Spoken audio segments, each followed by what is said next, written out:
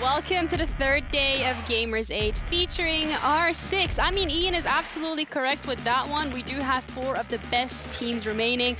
We have the Revenge Arc for Falcons. We have defending champions in BDS and W7M. We have a team looking for that first international wins. The storylines, whichever one you want to pick, we got it for you. I'm Jeannie, your host, joined on the desk by Anne and Fresh.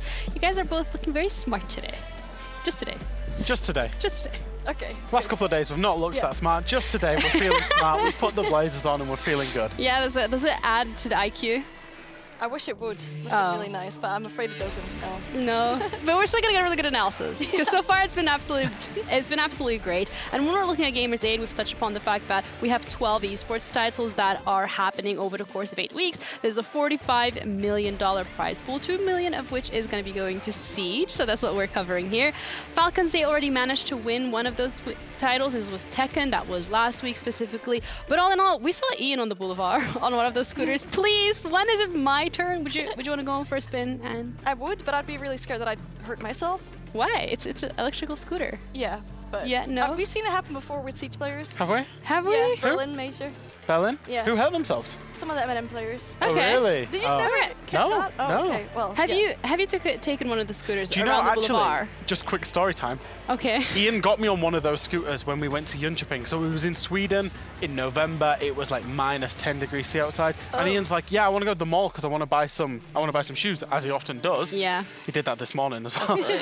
And we scooted there and it was minus 10 degrees. So Ian loves those scooters. That's kind of like the opposite of here because it's 45 degrees here today and you can like see Ian like already in one of those Hawaiian shirts. So it's a good time. There's so many different things to do. You can even buy your shoes here, which is absolutely kind of funny to think about. But when we're looking at the prize pool that we have, it's not just the fact that you get a chunk of the prize pool as a result of being the top in your game. There's also Club Merit Awards. So how exactly does that work? What exactly is up for grabs? Let's have a look. This year, esports will reach new heights. Welcome to the Gamers8 Club Awards, an unprecedented initiative that will determine the best overall esports club in the world, and also support the entire global community. During Gamers8 2023, the world's best clubs will compete on 2 levels.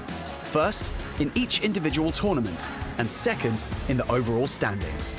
High placements in every title will earn them ranking points, initiating the race to the top. After 8 weeks of intense competition, the winners of the Gamers8 Club Awards will be honoured as the best and most successful multi-gaming club in the world. Competitors will fight for the lion's share of $5 million. However, it's not just about the money. On August 30th to 31st, the first annual awards ceremony will take place in Riyadh, Saudi Arabia. The land of heroes awaits its new conquerors. All right, that's a chunk of money on the line as well in terms of being the best club around here. I mean, one thing that you mentioned, and whilst the video was rolling, was please do say it because you're very good. It's a very good point. I'm looking at the top 3 and then specifically number 2 and 3 because those are teams that are participating for Siege as well. And you know, in this tournament, Ninjas in Pajamas is leading over Falcons, and we all knew how that matchup went down yesterday. Falcons came out victorious, meaning they get to continue at this tournament, and NIP is being sent home. So considering it's only a 0.17 difference in regards to points for those teams, that leads the opportunity for Falcons to potentially overtake Ninjas in Pajamas and take up the 2nd spot. Ooh. G2 must be really angry with their Rainbow Six team. Because, you know, they could have got some more points for them. They could have gotten some more points. It's a lot of money that goes to the organisations, obviously, as well as the team, as long as they're, you know, multidiscipline organisations. Absolutely. I mean, Gladiator's doing really well. I know they're coming to represent Europe in PUBG Mobile. So all in all, there is a lot of up for grabs, and a lot of these esports titles are kind of fitting into each other. So another thing as well that we discussed earlier was, well, over the last couple of days on the desk, were the Merit Awards. Because last year specifically, we had the MVP that went to Shaiko, but this year around, it's $140,000 on the line in terms of MVP, most kills, most creative fans, which you participated in. Your car is still going strong, though. Exactly, yeah. I think I'm in the lead. Somebody needs to get a little bit more creative than me and, you know, put some content out there. Otherwise, I win all the money with my Falcons car drawing. Yeah, it's not bad. It's good. I thought Anne was going to put down... I mean, you have M80, BDS, Falcons, and W7M. If you were a fan and you had to contribute to the social media, what would you do? What would you put out there? Simply avoided this drawing so I wouldn't embarrass myself. So like I'm trying to like not get to the subject, but I guess I would draw. I'd make a meme, or I'd make like a Make a meme? Yeah. I do like my memes, yeah. And we're gonna be the ones actually to grade these as well. So, well, mainly the analysts. So they like memes, okay, guys? Yeah. Wink, wink. That is a little bit of a hint. If you want to help your team get some of these merit awards, make a meme.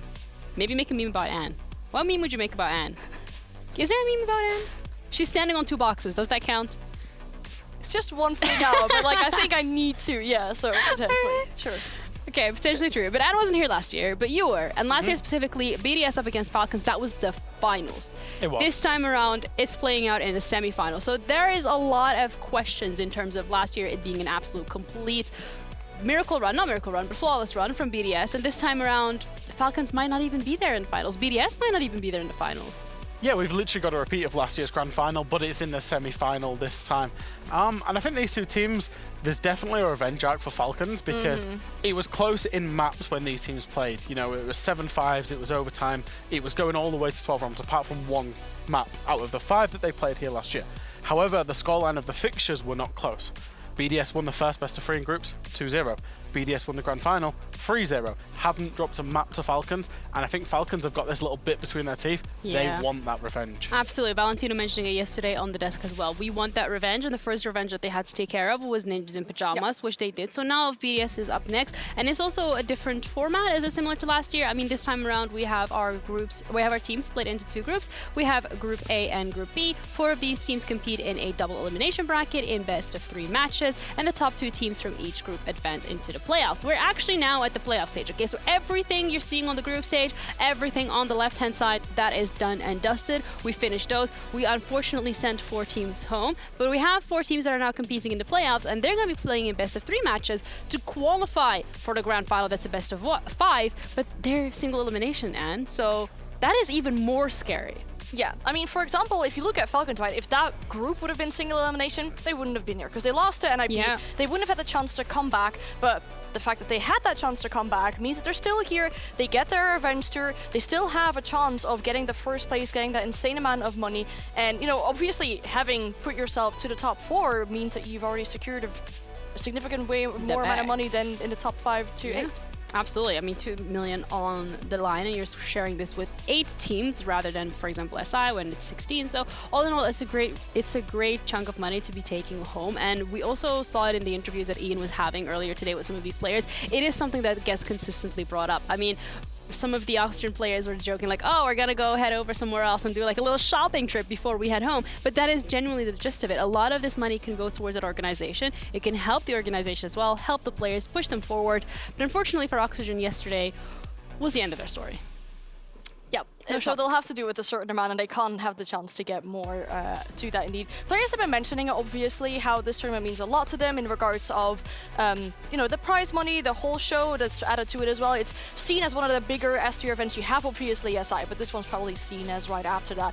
And if we look at Group A real quickly, we saw a lot of stuff going down. I mean, Group B, it was for the majority yesterday as well. And I think this match specifically, W7M BDS, that was maybe an outcome that we weren't really expecting, seeing as W7M are those most recent major winners.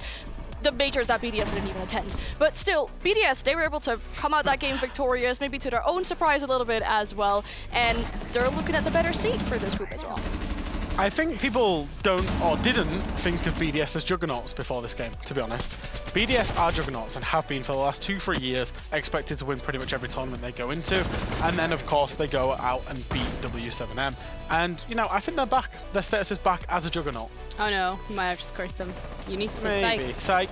Come on, Jack. All right. I don't know what's psych in French. I have no idea. Okay. Don't ask. You should ask Milosh. Falcons don't... All right, sorry. Falcons yesterday, they had to go up against NIP, and that is like the revenge arc, the beginning of it at least that we mentioned. As we said, NIP were the ones that knocked them into that lower bracket when we saw them first play on day 1. So day 2, that was really their comeback after they had such a successful game against G2 the day before. I mean, looking at this specific round, it could have even been a 2-0, right? If Falcons would have played this 2v1 situation just a teeny tiny bit better, maybe it would have gone in the very, well, even more dominant fashion for Falcons. But the growth that they've shown through this tournament, tournament is remarkable. They really weren't playing like themselves on that first day against NIP. Sat down, made some changes to how players were allowed to be playing, seeing that they were viewing this as a little bit more of playing ranked together, playing together as a team in that way. And they came back, took down NIP, and are still in this battle. Yeah, and they are still in it to win it, or at least, first of all, they need to get over that hurdle that is going to be BDS. I really like how they keep replaying some of these player reactions, all right? Because the players are absolutely feeling it. You can definitely see on the looks yesterday from W7M as well, going up against Oxygen. This was a tough matchup. I mean, maybe Oxygen pushed them a little further than we expected, but W7M still coming out on top and ending Oxygen's story right there and then. Yeah, I think it shows great resilience from W7M, genuinely, is that they lost against a team they would have expected to beat yesterday in BDS. Then they had to go up against one of NA's best team, and they absolutely put them in the dirt. JV is loving life here. That might be the best content piece for W7M, just, where are you? We obviously shared the shuttle home. Yeah, that was after the fun. games with W7M last night, and they are absolutely loving life. They are so ready for today. Yeah, and today, I mean, they're going to be... Okay, so yesterday was Team BDS against W7M. Both of these teams qualified. Them sending Oxygen home in a 2-0 battle also means that we're going to be looking at them later today. But when we're looking at W7M specifically, I think one thing to highlight is having the fact that they lost that game against BDS. It was a 3-mapper. So you have the chance to go back and watch it and think, okay, what exactly went wrong and how can we fix that against our game up against M80? Exactly, and obviously we shouldn't underestimate them, right? They've been performing for a very strong period over a very long time, coming really close to that S-tier win or to a major win, and then eventually in Copenhagen it finally happened. Maybe it should have been happening a little bit before that, considering how strong they were, but they have a good understanding of the meta. I feel like they've got a really good iteration in their roster right now. I do obviously feel like they got the resilience to come back, and yeah, the game against BDS was lost, but I feel like they could come back from that.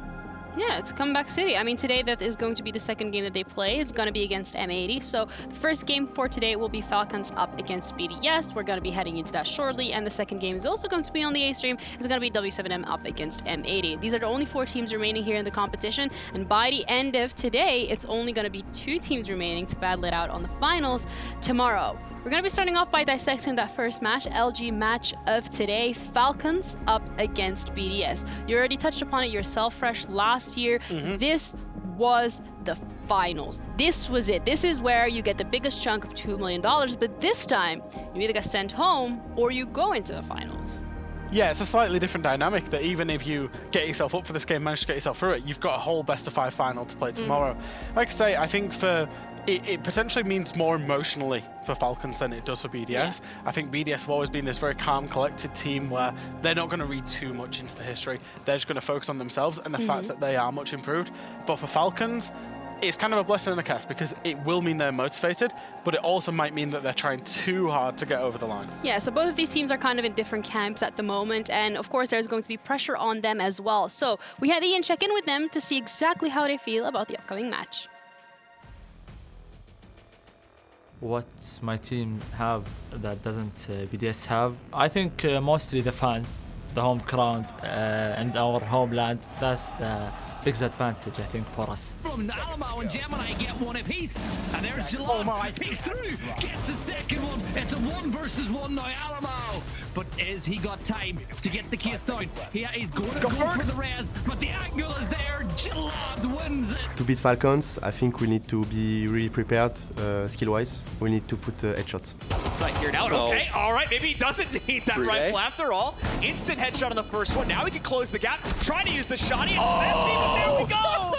What my team have is the experience, the good strategy, and the team play. We are kinda an aggressive team, but in a team play way. Where Falcons, they are just picking and winning gunfight by individualities. I think we'll do as our usual work. We'll work together, and hopefully we'll get that one.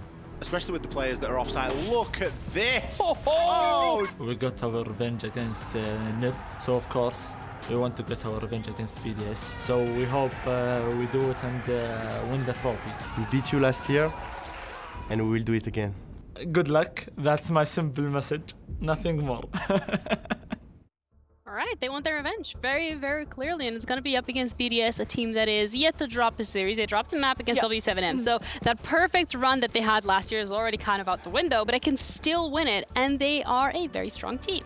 They definitely are. I mean, Nelems keeps on mentioning in interviews, we respect all teams, but they're looking really strong. Taking down the most recent winner of the Copenhagen Major in W7M should really put you in a comfortable spot and a confident spot as well to potentially make it all the way to the finals. Obviously, Brede are currently the highest rated player of the entire tournament, something we might not even expect, but that shows that they have a good solid roster and not just rely on one player. And that's one thing that, you know, we came into this when we very first spoke about BDS, all the way back on day one of this tournament. We said, hey, BDS are, you know, a very good team. Obviously, they are a juggernaut, but as of late, there has been a significant reliance on Leakifak and Chaiko to get those performances in. Now, don't get me wrong, Leakifak is plus 17, Chaiko is plus 15, but the fact that Brede has stepped up, currently the best rated player in the tournament, plus 23, this is just pure KD. We don't need to dig and dive into any other stats, really. The fact that Renshu is plus 7 as well, and Alems is basically net nil, means that all of these players are holding their own, and then you have in Brede and Renshiro put 20, 30, 40% on their usual performance. It makes them such a solid roster when everybody's having individually a great tournament. Yeah, I mean, we're looking at the players and the fact that that's them leaving the hotel. They generally seem to be enjoying it. Valentino almost walking into the cameraman. That's a different one. So that's one thing, guys. When the elevator door opens, never stand in the middle because you don't know if someone's trying to stand, get in. You don't know what's going on. Always stand a little bit on the side. I'm just saying this if you want to avoid awkward situations or walking into the camera. Just a little bit of advice here for your day-to-day life. But this roster specifically that they're going up against, BDS, yes, same as last year. Yes, Falcons same as last year. They're going back to that tried and tested recipe that they have. But it feels like the way that we've seen BDS compete this time around on the international stage has been a lot different than what we've seen from them on EUL. Yeah, I think they've got a lot more freedom. I think it's one thing that BDS has struggled with is kind of converting from the meta of 2022, the meta a year ago basically, to what the current meta is being played by W7M, by teams like G2, by teams like M80. And BDS have kind of struggled with really getting to grips with that, really understanding that. Coming into this event, it looks like they finally hit the nail on the head. Their pennies finally drops for them. They understand how the game's played. They understand it's aggressive. They understand it's a very opportunity spot. And that's why we're seeing these players make those plays and have the freedom in this system now to make those plays. Yeah, it also kind of brings a question in terms of how Falcons are feeling about this, because they have definitely been watching BDS's play over the last couple of days. And it also it's looking scary. And we spoke to Valentino multiple times. We've done so many interviews with the Falcons, and they always say the same thing. Just play it like you're playing ranked. There's not too much maybe strategy, thought behind it. And that could generally be an issue because a lot of naivety has been shown in the last couple of days. And you cannot continuously rely on the fact that you're just unpredictable. Yeah, I feel like this whole playing like ranked could be a very big positive, but also has negatives on the side for Falcons, right? I mean, it allows these younger players to be unleashed, to get entries, P9 being the only positive rated player for entry on that team. But then again, there's also negatives in the way that I'm seeing an Aruni with a DMR swinging someone whilst they have 2 Stereo Gates in their back pocket. You're not even using all the utility that your team has to offer, and bigger teams like BDS might really punish you for making those smaller mistakes. That is something that I'm looking forward to for Falcons to be ironing out to make sure that you're not using your utility and not taking it too lightly, basically. How would you react if your teammate in ranked wasn't using their utility? What would you say to them? You know that one clip that they posted on Twitter yesterday, the Gamers8 Twitter, with I think it was Redeemer? The signs? That would probably be me. Yeah, that was a very good meme, and I think that whole explaining in the very angry hand movement, that would be me. All right, so you would say to Falcons, use your util. Yeah. Maybe as well something is, for Falcons specifically, is getting out of their own heads, because that's something that we noticed them struggling with as well on that first day that they played. I think you can get inside your own heads when it doesn't work. And I think that's what we're trying to say, is that Falcons' playstyle is great. Falcons' playstyle is very to the meta, even though they consider it kind of a ranked playstyle. That's how the meta's going. It's very gunfight heavy, very individual heavy. However, what the best teams have is when that playstyle doesn't work, they also have the defaults that they can fall back on. They have the strategically sound plays where they know as a team they can just find consistency. They can win the rounds that they're supposed to, even if they're not doing it in a flashy sense or playing necessarily to the current meta. And I think that's where Falcons need to develop strategically. I think a little stat line to back that information up that you just gave is, for example, if you look at what happens when Falcons don't get their kills, right?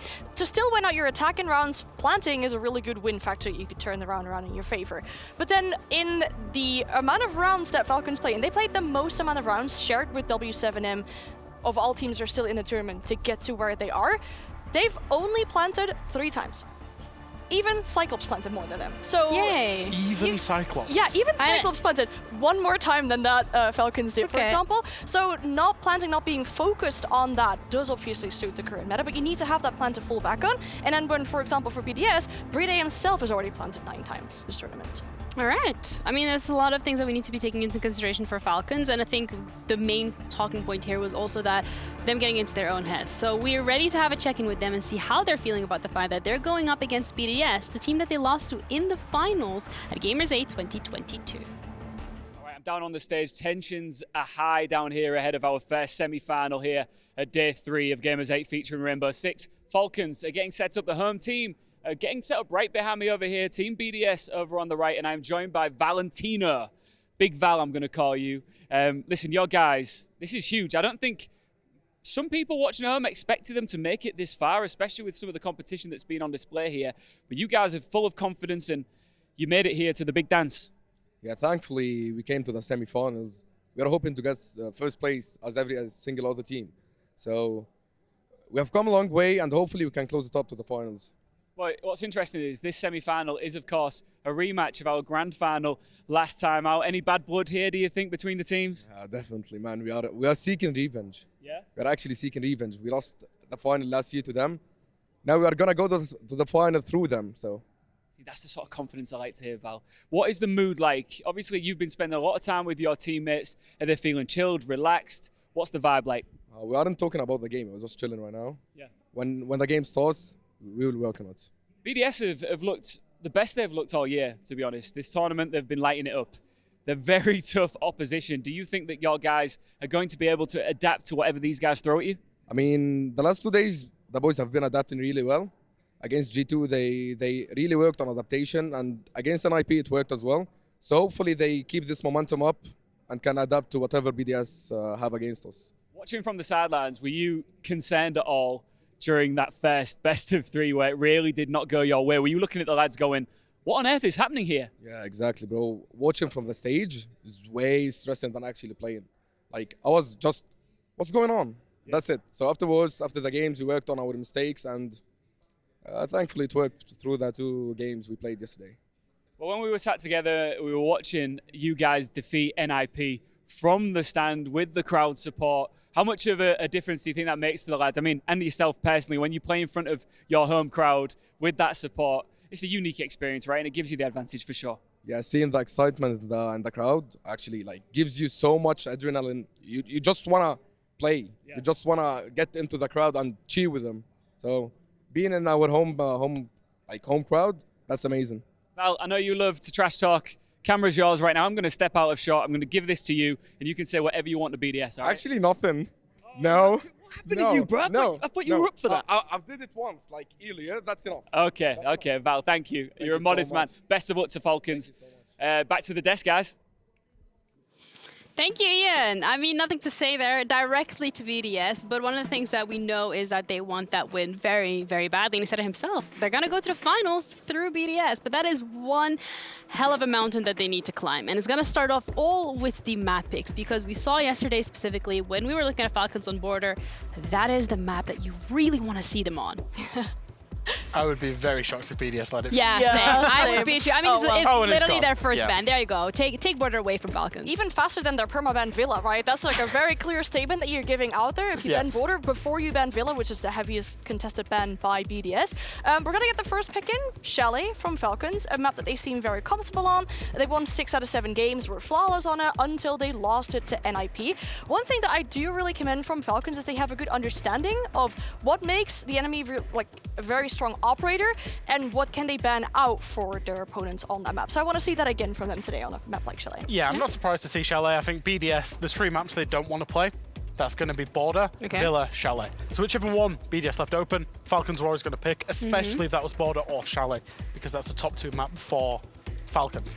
Now, the pick of Sky is very similar. You know, it's a very similar story with Falcons. There's a few maps they don't play. BDS are going to go into a very high preference of Sky, and then it's a very low preference for Falcons. And I think Cafe is a middle preference map for both teams. It feels like a nice decider to get to. Ooh, it looks like a nice decider indeed. This is the start of the revenge arc for the Falcons, but they're going to be going up against the defending champions of Gamers8 2022 BDS. The finals of last year played out in the semis here live. Let's head over to the stage.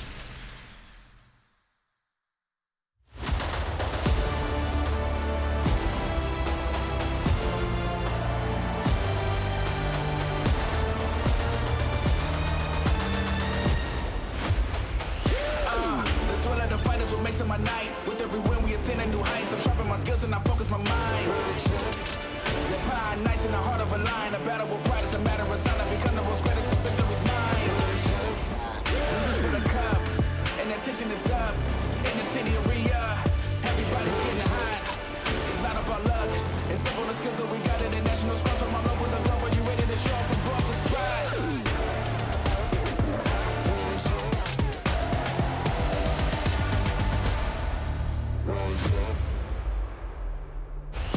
Champions, home heroes, prodigies, and major players. Our top 4 teams are all set and ready for our semi-finals here at Gamers8 featuring Rainbow Six. It all comes down to this trophy right here and the lion's share of $2 million.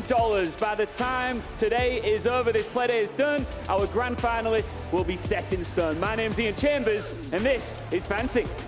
أبطال العالم أفضل اللاعبين من جميع أنحاء العالم موجودين اليوم عندنا في المسرح تجهيز للمباريات النهائية. سنجل إليمينيشن، ما عاد في فرص ثانية، ما عاد في أي طريقة أنك تتأهل النهائي إلا أنك تفوز في كل مباراة توقف بطريقك. بالتوفيق كل المشاركين اليوم، صدقوني اليوم بيكون يوم مختلف عن أي يوم ثاني. We've got a grand final from last year, rematch about to go down, and our 2 teams are waiting in the wings, ready to come out. What do you think, Fancy? Should we bring them out? Let's bring them out. أعزائنا المشاهدين، المباراة هذه ما هي غريبة عن موسم الجيمر، شاهدناها في نهائي السنة الماضية. إذا أنت ما تعرف مين اللي بيشاركون، خلونا نتعرف على الفريق الأول.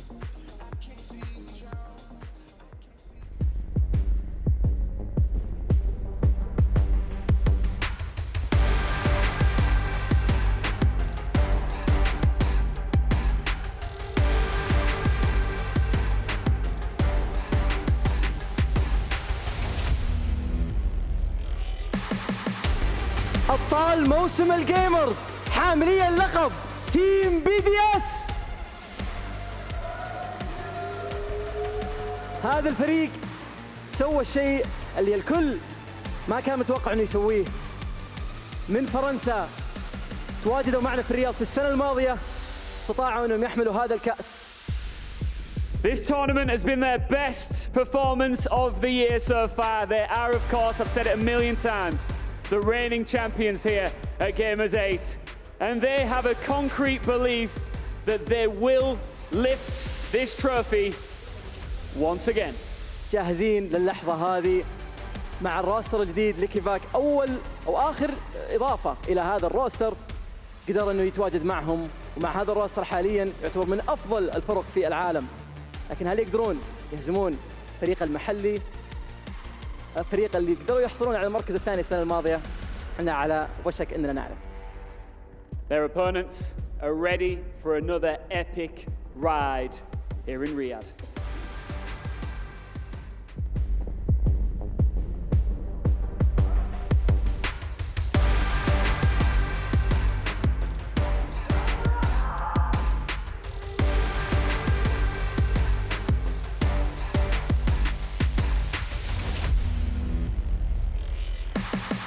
Ready for revenge! It's Team Falcons!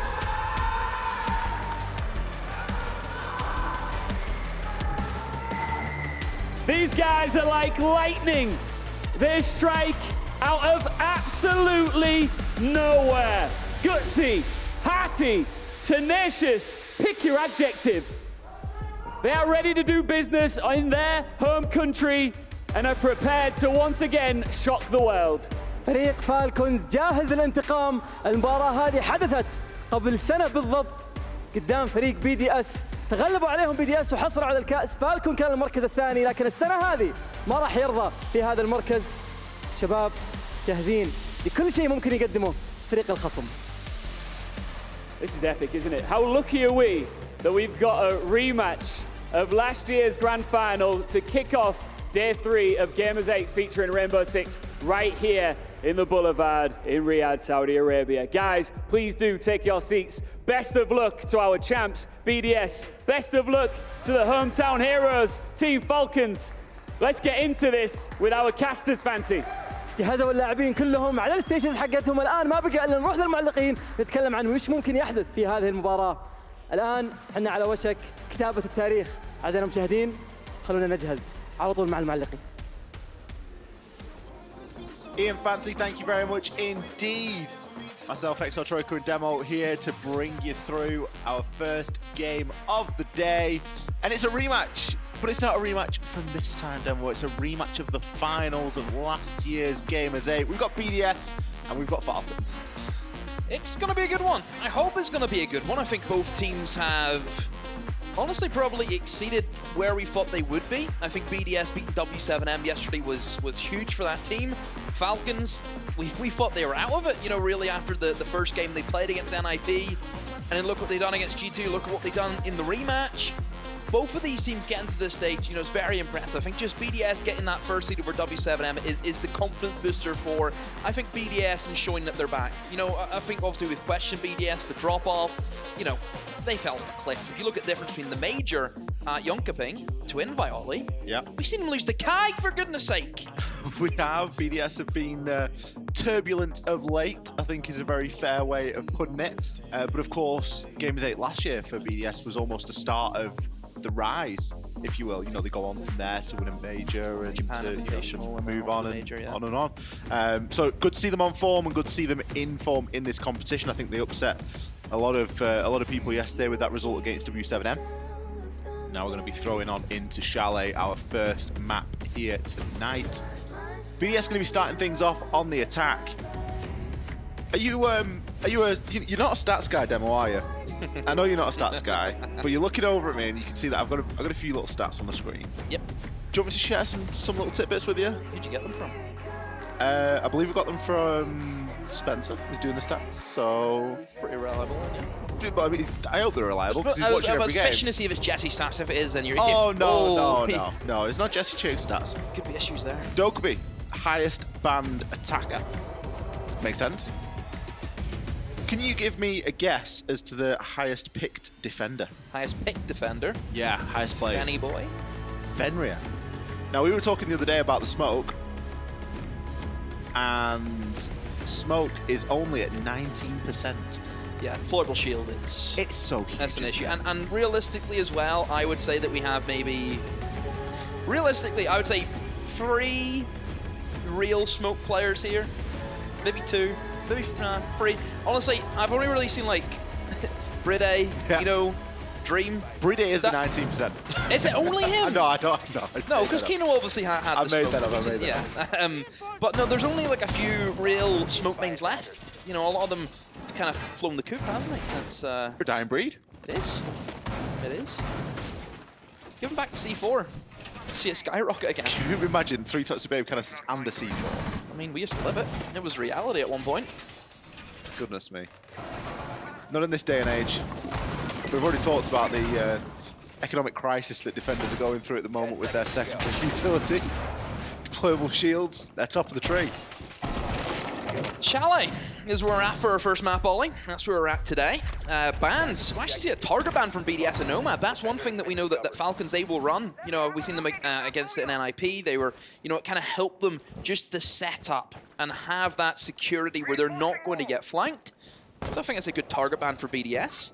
As long as there's still an ARX for BDS for Shaiko to use, there are no problems. And there's always going to be an Iana. I mean, I say that, we have seen a lot of teams ban away the Iana against BDS just because Shaiko is only going to play that on the attack. And then he just plays Nomad. Or the thing is, it's better to put him onto the Nomad than keep him on the Iana because he's got the nades on the Iana. Look at that pick. We'll see it in the replays, but Hefax just killed a player through that west main window right into the heart of sight from where he's standing on the garage ramp. My goodness, I can't wait to see that kill.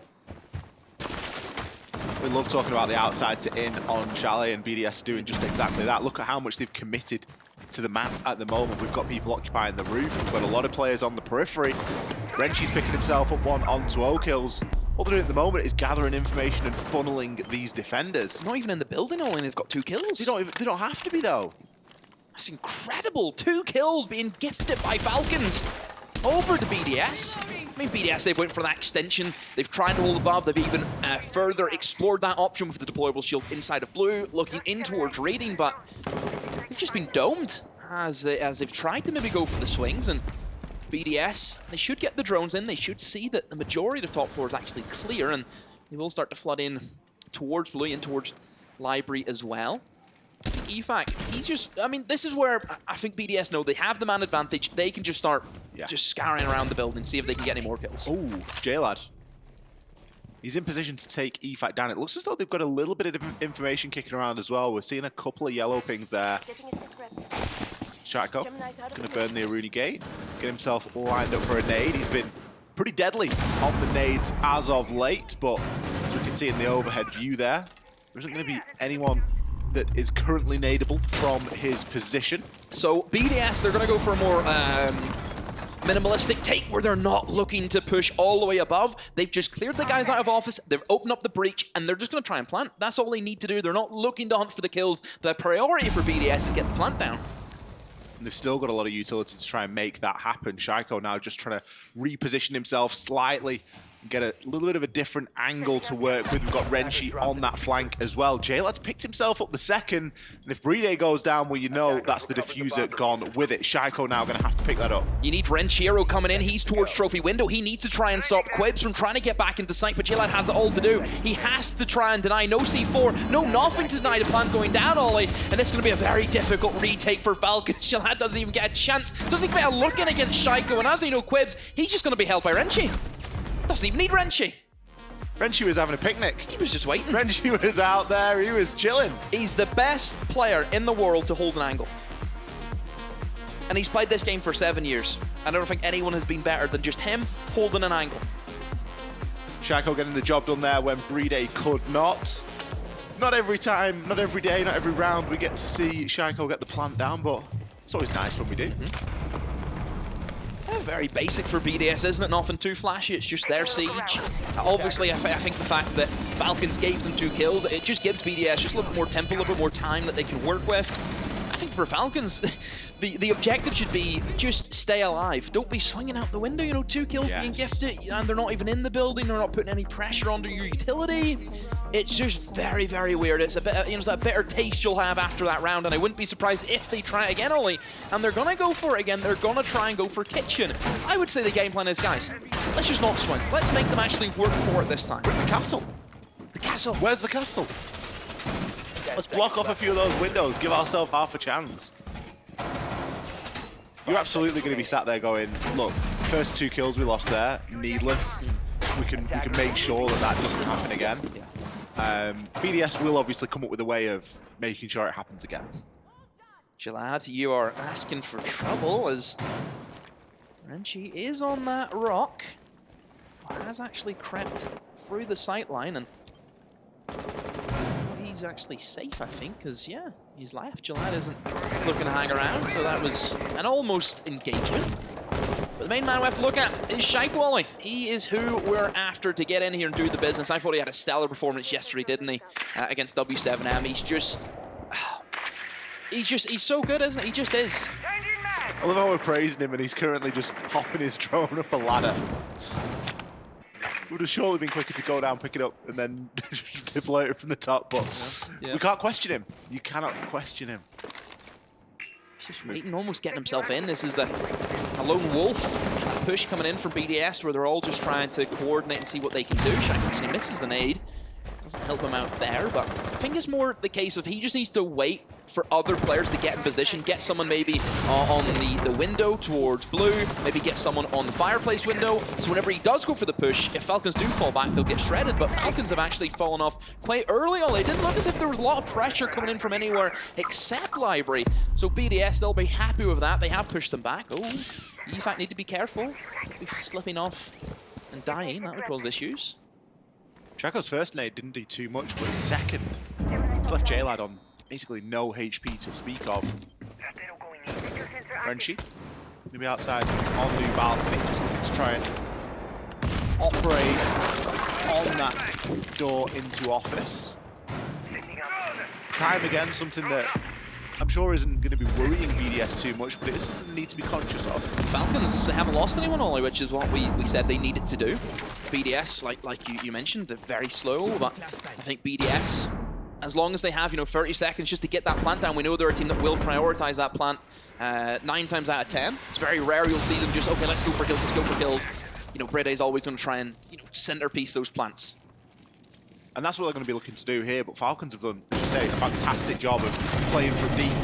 And now they could maybe look for that rotation. EFAC's got a big job to do here, but he gets taken out by Joker. He was rotating to get himself onto that solar repel, and he's fallen. It's now going to land on the shoulders of the rest of BDS to do something about this one-dimensional push. 2 players still above inside of Solar. O-Kills and Quibs. O-Kills in a bit of an off-centric position. It will catch out Shaiko. Drone work not good enough from BDS, and there's Quibs. Eliminates the Lambs. Renshiro in the middle between both of them. Has that DMR, tries to spray through the wall. The shotgun pistol comes out from O-Kills. Drops to his belly. They should come in here, but no, he gets shot down by the Bailiff. Renji has to pick up the remains, but he's all out of time. Falcons, a million times better than what we've seen previously. Having that ability to be able to fall back further and further on that top floor of Chalet is so important. And if, like BDS did, you don't have that player on the solar repel, or they get smashed off it straight away like EFAC did, it's going to become a big problem. There weren't sufficient pinch points. We didn't have anybody on double window. We didn't have anybody on bathroom window. It was very lacking there from BDS. They'd used quite a bit of utility to get themselves into library, that's fine. Beautiful little run out from Joker. Falcons did incredibly well to not give away anything. They made BDS just almost run in circles. They didn't really know what they wanted to do. And I think for BDS it is a little bit worrying already to see that they're not almost just using common sense. You should know it if you're looking to aggress onto that top floor. And this time for BDS, it wasn't a case of they wanted just to gain control of office and that was it. They actually wanted the whole top floor for themselves. If you want to take the whole top floor, like you mentioned, you need to have at least someone in that bathroom, and I think that bathroom window is crucial. You look at where the 2 players were, that could have been shut down by bathroom window. Could have been shut down very easily indeed. Level things up at 1 round apiece. Much better from Falcons, who, to be honest, have had slower starts into a lot of these games. We haven't seen the best rounds that Falcons have played in the opening couple of rounds. They do tend to take a while to warm into it, so good to see them getting involved and on the board there in round number 2.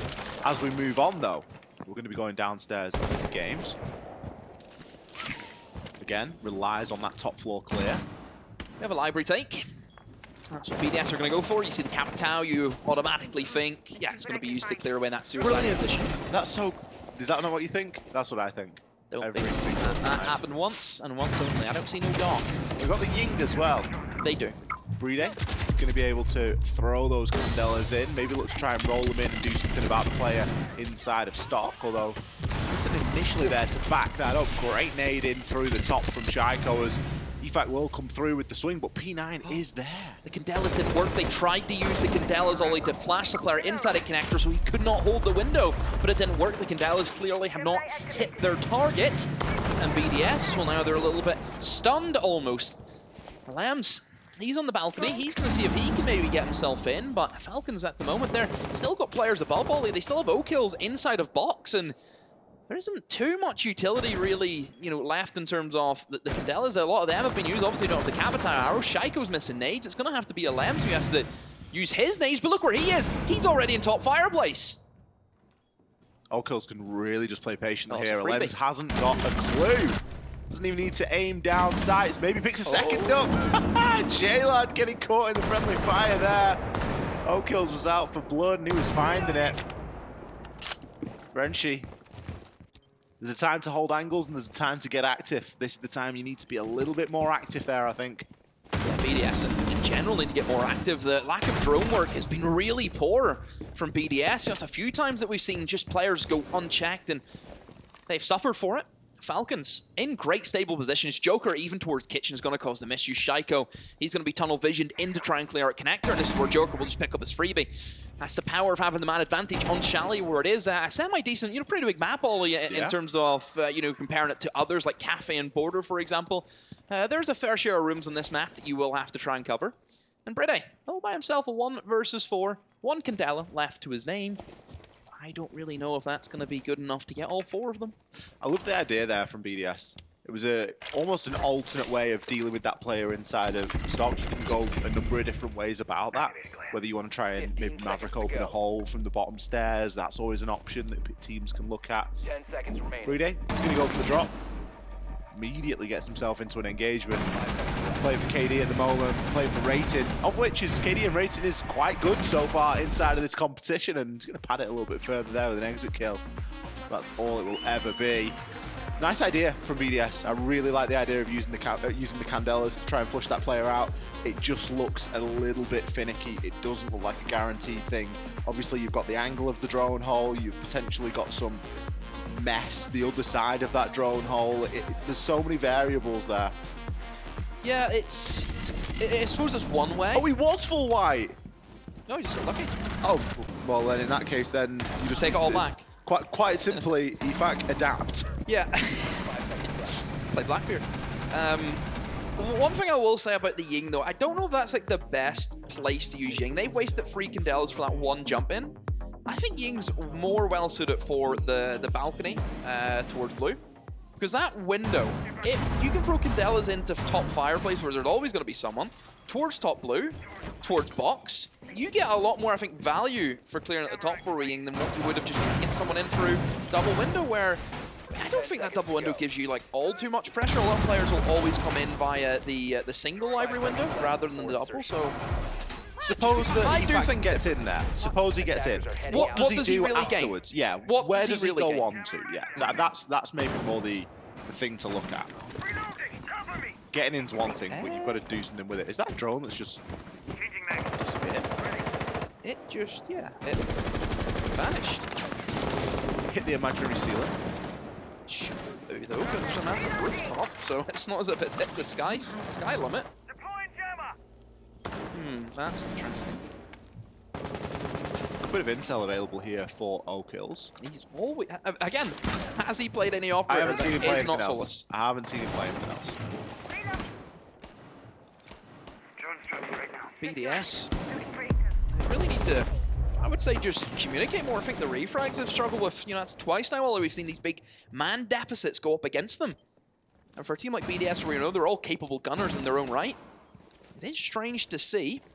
O-Kills. He has a feeling someone's inside a bar, and it's a good feeling as Joker does confirm that. Alam's got himself in early. Let's see if he could catch someone by surprise, but Falcons, very quick to fall back. I think they've learned to respect BDS more than anything. Because you think about how they played against NIP, I feel as they were swinging needlessly. That was a good pinch. That's better for me. Look, this is what we're talking about. You need someone on the bathroom window, but that's a good jump back from Quibs. No claymores, no nothing for EFAC. Bit of a shame there, because that was a great pocket play from BDS. Good bit of teamwork, the 1-2 punch of Shaiko and EFAC both coming in at the same time. Nade moving out there as well. Shaiko just going to try and make this challenge onto Ivy. He knows that someone's there, but he's also conscious of the soft wall inside of office. Seems as though he's got a good amount of information to be working with here, and maybe just doesn't want to overcommit to anything just yet. Quibs has found himself down as well. Not sure if there's potential for him to be revived or not. Having an issue, BDS. The breach is currently muted, as it's kind of got some of it, but not all of it. So I think maybe they've done it now to get it all open, but they haven't lost the Liam. Shaiko has actually rotated away to a position. Maybe he could potentially go for the jump and take the 1v1, or even maybe catch Joker as he's going to go for the revive. Shaiko, this could be brilliant from him. He will find 2 kills as Joker gets lured into that false sense of security. A refrag will come in from O-Kills, and P9 finds Brede. A massive kill for P9. Renshiro once again stuck in the clutch, but it doesn't work for him. BDS, what's going on there? It was looking so brilliant until it wasn't. Joker going for the revive looked super risky there. Shaiko took his opportunity perfectly. maybe overcommitted a little bit after getting those 2 kills to get himself caught out. But then there's a big question to ask of Renshi. Why and how is he so far back? Why are they not prioritizing the plant? If Shaiko is going to go and cause that chaos, why are they not getting stuck in there? Both of them pushed really deep. Really deep. We'll see in the replays. He should always be prioritizing that plant. Always. I mean, yeah, Shaiko baited this in. Sure, gets killed, but look how deep Bride's on the office door. You know, Renshira's going to be walking through the rotate. Why are they not just planting? Is it because they messed up the breach? Remember I mentioned before they had a bit of an issue. We didn't really see it, but I seen it on our lovely top-down view. Maybe that was it. But even still, if you're in office, just go with a half wall. And oh, I don't know. Head's right. 3-1. 5 seconds left. Falcons. They're not running away with it, but they've broke into a jog. Yeah, it's looking good so far. The level of patience, I think, knowing when to retreat has been a great point for Falcons. It just shows a level of maturity almost, isn't it? You see time and time again, teams will just, swing city. We've seen that from, Falcons, I think, on day 1 against NIP. And it did cost them. But I think they've learned a lot from that loss. Remember I mentioned you'll learn a lot more from a loss than what you will in a win, more times than not. So it's good. Honestly, I'm liking just how Falcons are looking at the moment, and they're only going to get better, Ollie. That's the scary thing about this side. Chalet going to be full white flashed for the time being. A good pinch there from Alems. A player on the solar repel as well. Bride and Shaiko there, providing that pressure and forcing players to rotate down. Shaiko, we've seen him very good with the nades so far. Isn't going to land this time. It's actually going to be EFAT that gets taken down by Quibs. That was the mark for the grenade. Oh, here we go. Joker. He's thinking about it. He's got all the tools he needs. He's just waiting for someone to rotate towards double window, but BDS haven't sent anyone there. As of late, Shaiko almost went in for the 2-piece, but only gets the 1. Has been down. Quibs has been able to fall back, but Shearer actually in a nice position, only trying to catch him in a backstab. This is great for Joker. Look at the damage that he's able to do. That's typically an angle you'll see an attacker open up. 2 floorboards. Quibs needs to be careful, Ollie. But Brady doesn't look phased. They're actually trying to hunt for Joker, but they didn't know that Joker's actually impacted him from base, but they think it's a trophy impact. Going to see kills continue to trade as BDS do manage to stabilize here. They know Joker's off site. Joker still going to be out and about, top of West Main stairs right now. Both of them are holding. One of you go plant. Red Eye go They're plant. in a reasonable position here. Alems is just going to hold for the time being. It's not all the time that you're going to have to scream at BDS to get the plant down, is it? Just they're waiting for it. I mean, obviously it worked, but surely if you know he's off site, Brady, just get in there. Yeah, I mean, BDS, they've been able to take that round from only going from solar, by the way, which is really interesting. I think Renshi above as well. Did Renshi get a kill? Because obviously Renshi was towards office looking to backstab the players playing above. This was great, double. And this actually confused Bride because he was thinking that guy was then below inside a trophy, but it wasn't the case. It was almost like a wild goose chase. Yeah, Renshi tried to come in, but he got eliminated by Quibs.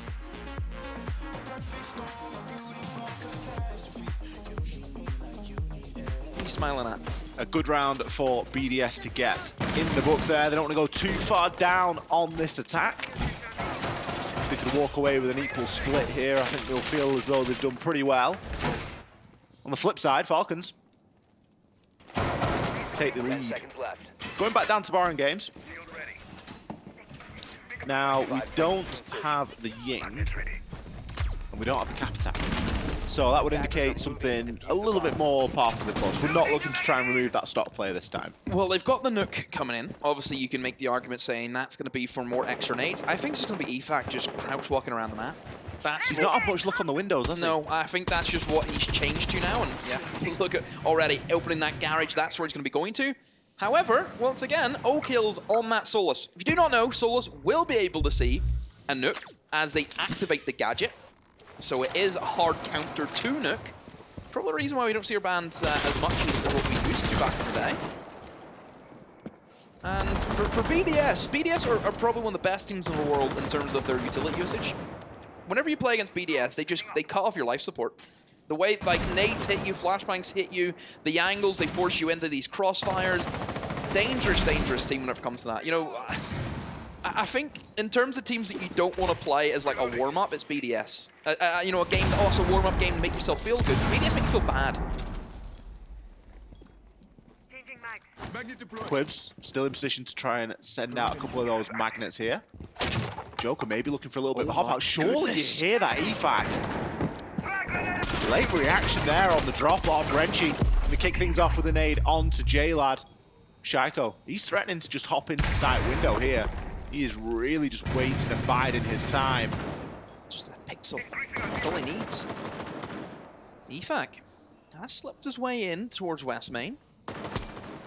It's a Fenrir gadget, and nobody's really over here to check him at the moment. There is a roamer upstairs, I think, above him towards a bedroom, and that's really it. Falcons maybe a little bit worried that BDS could just push in towards site, and Shaiko almost locks his target. As P9 does get himself back into sight and in towards connector. Here comes EFAC. This is what we mean. He was looking for the crash spot, but it's been shut down immediately. O-kills on that Solus. And BDS, oh no, they've tried to push in for the refrag, but O-kills is there once again. And BDS are static once more, Ollie.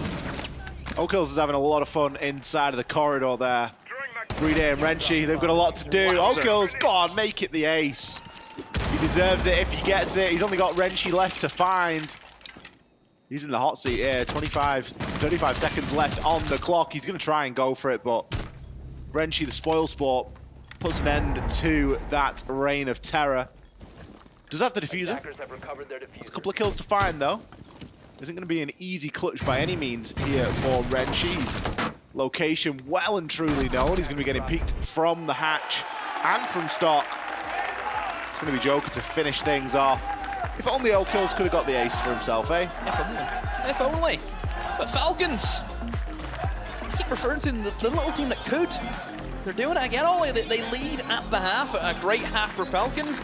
BDS and their attacks, the main issue that I can see straight away from BDS is they are relying on EFAC to slip in, create a bit of chaos. That's what they're trying to go for. Sure, good strat. We've seen them do that plenty of times. EFAC, we've seen the games he can pop off. He can just appear out of nowhere like a Reaper and just kills everything. But the issue is with that strat is if EFAC's having a bit of a stinker, you need to find another way to win the round. And they're not doing that.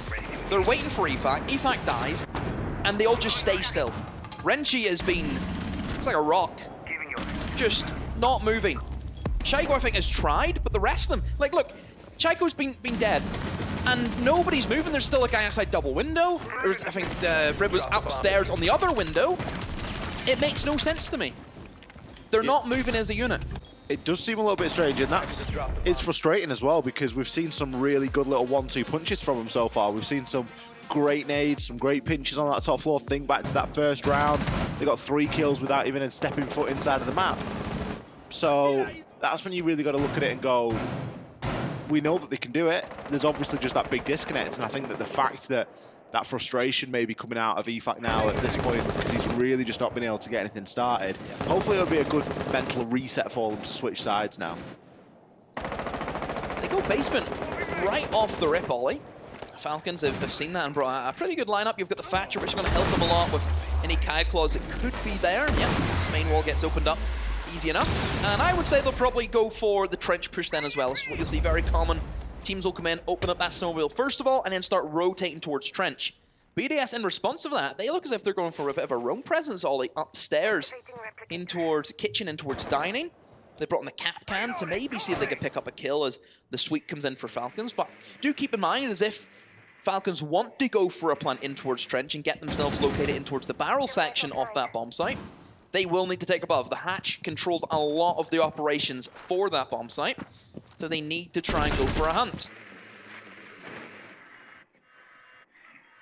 O-kills just doing his homework here and figuring out, yep, we do have to keep an eye out for Frost. Yep, we do have to keep an eye out for Capcan here. We don't want to be letting anything slip by too easily.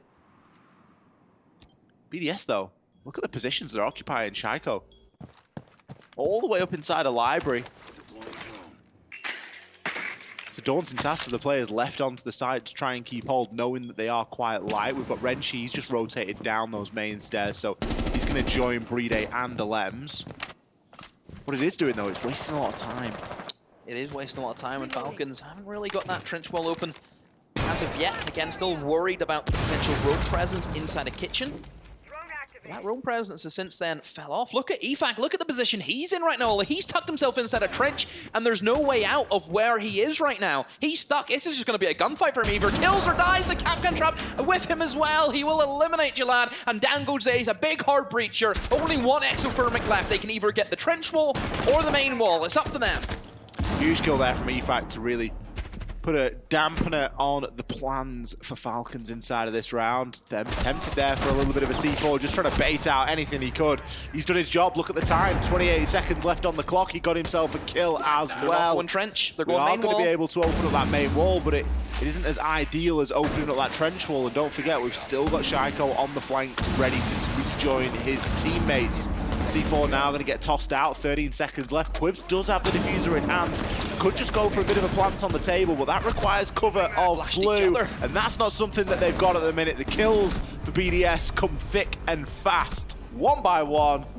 Nice and straightforward. All enabled by Leakyfac. Yeah, big kill. Eliminates the Ace, who they were going to try and get in towards Trench and open up the wall there. You need both of those walls open if you want to plant. You need both of them open. You can't just do the one. You almost flood in towards a kind of kill box area, because if there's a player inside a pillar, yeah, there's just a whole multitude of issues. BDS, I think, just played it pretty controlled. Didn't look really pressured whatsoever. Naturally, a massive risk for EFAC playing here, but he never got droned. He never got droned, so it's on Falcons at the end of the day. Only they'd not drone him. Falcons' drone in that round was pretty bad because they didn't find out there was a Capcan on that door, which is basics. And if they didn't know that EFAC was there hiding out in trench, what if they spent the entire round droning? Because by the time that EFAC died, there was 30 seconds left on the clock. I understand there's a lot of map to drone, but there's also a lot of irrelevant places in the map to drone for that site. Really important to know what's going on that trench door. Because sometimes the wall isn't reinforced. And if the wall isn't reinforced, you can work that into the plan as well.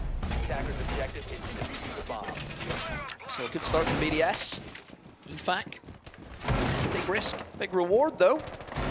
That's how it's happened. He's going to continue with that Capcan. Ollie picks it up once again. So Falcons, they're going to have to go up against some mirror windows. Ollie, BDS, they've incorporated them into their setup. One of them is going to be located up towards top fireplace, a strong position for Renchi to play. Obviously, as the Lamai can keep himself safe from any projectiles that could come his way.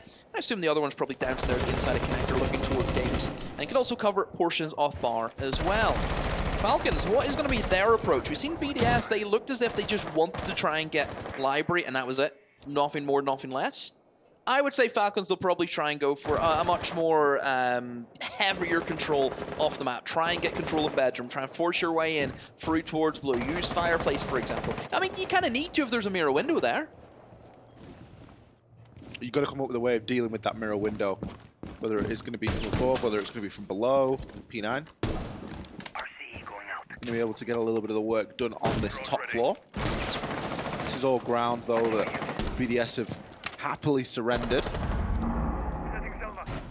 Leaky Fat, though. Maybe thinking about a little bit of a stroll up those solar stairs. Just test how watertight the flank is here from Falcons. Joker gets himself into a bit of bother there, just challenging in onto Library as well. EFAC's the big player here. It all relies on him again. He's putting so much weight on his own shoulders. They're doing a good job at running down the clock once again. Oh, potential flank. This is where the man of the Nomad for BDS is going to be very important, Ollie. He's straight up. I wonder if anyone had caught that on the camera. Yes, they have, Ollie. They were aware of EFAC going for the flank. P9 will eliminate him, and that's a good start for Falcons. That gives them the man advantage. And honestly, from this is where they can get a bit of momentum. They can just obviously push in, take top floor. BDS have fallen off. They've retreated back to the safety of the bomb site. Shaiko going to now try and make something happen here. It's a good drone, very good drone, finding him downstairs, because he could cause issues. How many times have we seen someone jump over, the fireplace into lobby and just been eliminated? And now he's got a bit of a difficult task getting back as well, because he could get cut off there at the bottom of those library stairs. Frenchie will find one onto J-Lad. kills. We've seen him do fantastically well on this side, on the other side. Trying to get him for the floorboards as well. Yeah, P9 just going for a little bit of a battle there. kills. He knows that that's that mirror window there, and he's going to get gifted a Lems. Lems is just going and putting his face into a bit of a problem there. The mirror window, though, Wally, that's what it's all about. As long as that's standing, they can definitely get potential here to end this round. Fenrir will deploy those fear gadgets, and it does create some issues for Falcon. Shaiko now in the 1 versus 3. Has to try and stop the diffuser. All of them almost line up. Pistol comes in, but no! Doesn't get it quick enough. The cover's there for Falcons, Ollie. There was a moment there where he almost could have just a stray bullet into the head of Quibs, and Shaiko could have had an incredible clutch. He really wasn't far away from that. You could see him drawing for the pistol there to try and make something happen. If there's anyone that can pull clutches like that off, it is Shaiko, but not today, not against the Falcons. I think you've got to question a couple of the players on BDS. You've got to question Lems. Why is he putting his face into mud? Why is Leaky Fat trying so hard on this flank? We've seen so many players this event just needlessly give themselves away. Yeah, I don't know how it's happening. It happens a lot. And you'd think that the level of these teams, like, it's not as if these are new teams that were, it's not, this is a tier 4 event. Only these are the heavy hitters. But we've got major champions, invite champions here. Certainly some big hitters here, and some weird decisions being made, that's for sure. I think it was only now that he realized where the plan was going down. He's obviously swung the corner and seen there's a couple of people pointing guns at him. Then he gets the glimpse of the guy getting the plant down. Unfortunate. BDS not going to go down there again, although we are going to see a very similar mirror window. Maybe mirror played downstairs as well, looking into that main lobby. Takes the kitchen dining. Just have a look at the castles that they've actually deployed for this as well. It's not all too often we'd see a castle for this particular site. They've castled off that main double door alley that leads into the kitchen corridor, so that will allow BDS to have a good kind of avenue of retreat if needed. Because there's always going to be somebody kicking around that double door trying to lock down all of the different cross paths that will happen in that lobby. For BDS, once again taking up the mantle of an off-site roam. See if they can delay Falcons for a good period of time. Falcons haven't really changed their lineup up too much, I would say, during this matchup so far. It seems to be pretty tame. Again, we know they love a good nade, old Falcons. It's one thing that's always going to come into play. They haven't really done much with the nades today so far, but is Chalet really the best nade map for that? Shaiko had a good time, didn't he? He got a couple, but that's Shaiko. That is Shaiko. We can't compare everybody to him. But they do like to bring a lot of nades. One thing that they are forced into is a little bit more hard breach, which isn't something that we usually see in the Falcons playbook if they can help it. They will like to avoid bringing that hard breach thing to maps that they like quite a lot. And they usually don't waste too much time on the old hard breach. They like to get themselves in and active. It's good that they brought it because BDS have reinforced the hatch for the kitchen. Yeah. So that would have been crucial for them, making sure no one can linger. Also give them another option to drop into the bomb site if needed. BDS suffering from the verticality right now. They've had to rotate away from the site. Shaiko, look where he's ended up. Well, he's inside a big garage right now. But this is an issue because there's a lot of cover for him. He can be very, very slippy right now, Wally. Turns his back to the player upside and repelling on that doorway, but he's still alive. Well, he still caused an issue, still wasting time. Shaco's a big, big old problem here, and as you say, I love this. The more time that goes on, the more time there is to react and to try and bring somebody in here to help him. Alems, he's going to do just exactly that. Freeze up the exit strategy for Shaiko, and that allows him to rotate up those main stairs, up those west main stairs. How has he done that? Because Alems has come and saved him. Well, there should be more people from Falcons jumping at that opportunity. And now he dies to a random nade. So unlucky. Up against the castle barricade, the nade goes in, but a good refrag from Renshi. But then he himself will get taken down as Falcons, they are desperately trying to get into the bomb site, Ollie. BDS are positioned away, outside towards lobby. I think there's a player above it, will be EFAC, and he's going to have to try and stop this defuse going down, and he will do so, Ollie, who went unchecked above. All that verticality Falcons made previously in the round has came back to hurt them. I'll tell you what, LeakyFac's stats aren't the best inside of this game, but he's had 1 or 2 moments that have won rounds for BDS, and that's another example of it right there. Waiting, you could see the trigger discipline, he didn't want to shoot too early, he didn't want to shoot too late. Time to perfection, Alem's going back to back with Shaiko, running downstairs to Garage to save his ass and get him out of there. Perfect stuff. I just can't believe Shaiko got away with that. And then to die to that. Yeah. You're going to watch that on the replay and you're going to feel so hard done to. All Okills is doing is removing the castle barricade, and you just happen to be walking past it at the right time, or the wrong time. Oh, a double pistol kill as well from Okills. He was actually on a quad, Ollie. The second quad for the game of him, but... Oh, unlucky. Again, you have this, you think, for Falcons. I want to see them be more, you know, deliberate in, okay, if there is a guy downstairs in Garage, let's go for him. You know, it seems to be almost like a second thought, they're not sure. Just go for it. You're going to push someone, do it. And commit to it. You know, you look at the big garage there and how easy it is to just rip open those 2 big walls or start to pressure in a little bit. Just go for it. Shaiko, maybe feeling himself a little bit too much there. It was a close one again. I think both teams not shying away from potential spawn peaks that do occur from time to time in Chalet, but BDS. So it's going to be another defense for them that, it worked really well the last time, and that was just because EFAC was on top of his game, being able to eliminate a key piece of hard breach for Falcons. Oh, EFAC just swings. Here's Joker come in through the window.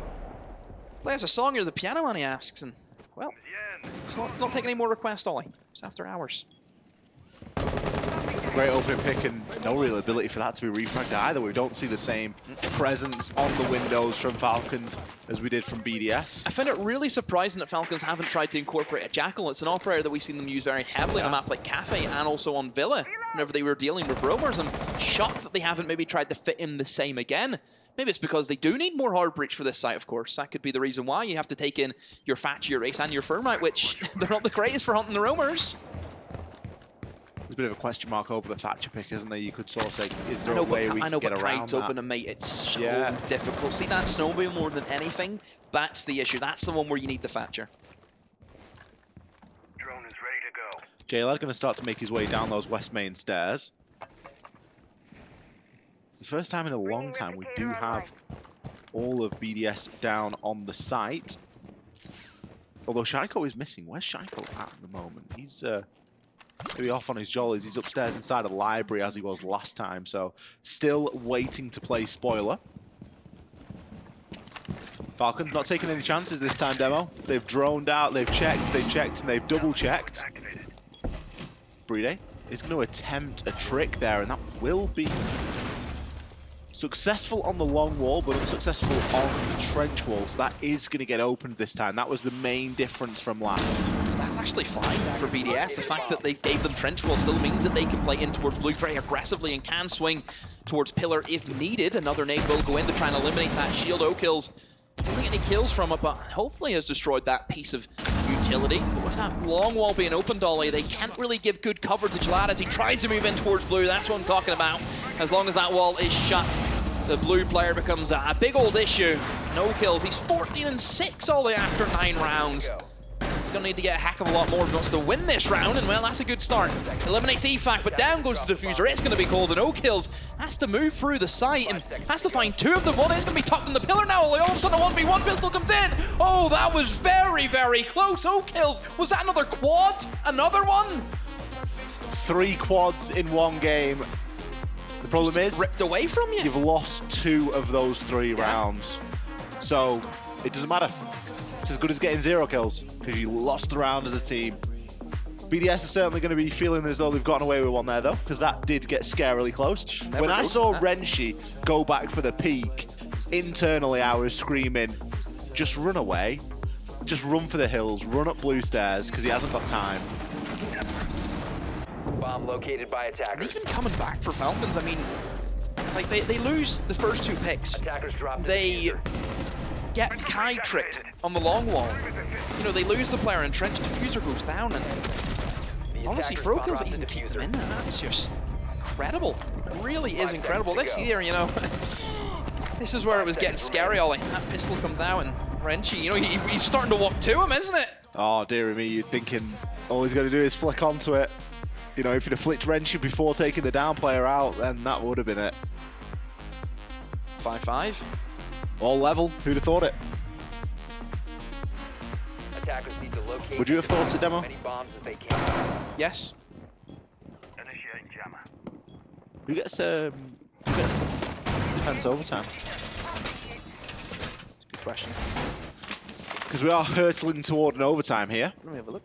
There is a very good chance that we do reach it as we go down to bar and games again. Falcons, they will be on attack. I think. Yeah. Yeah, Falcons have attack OT. That could be good for them because they get to keep that momentum that they've sort of built up a little bit. I know the last couple of rounds haven't gone their way, but look at this. It's that all too often.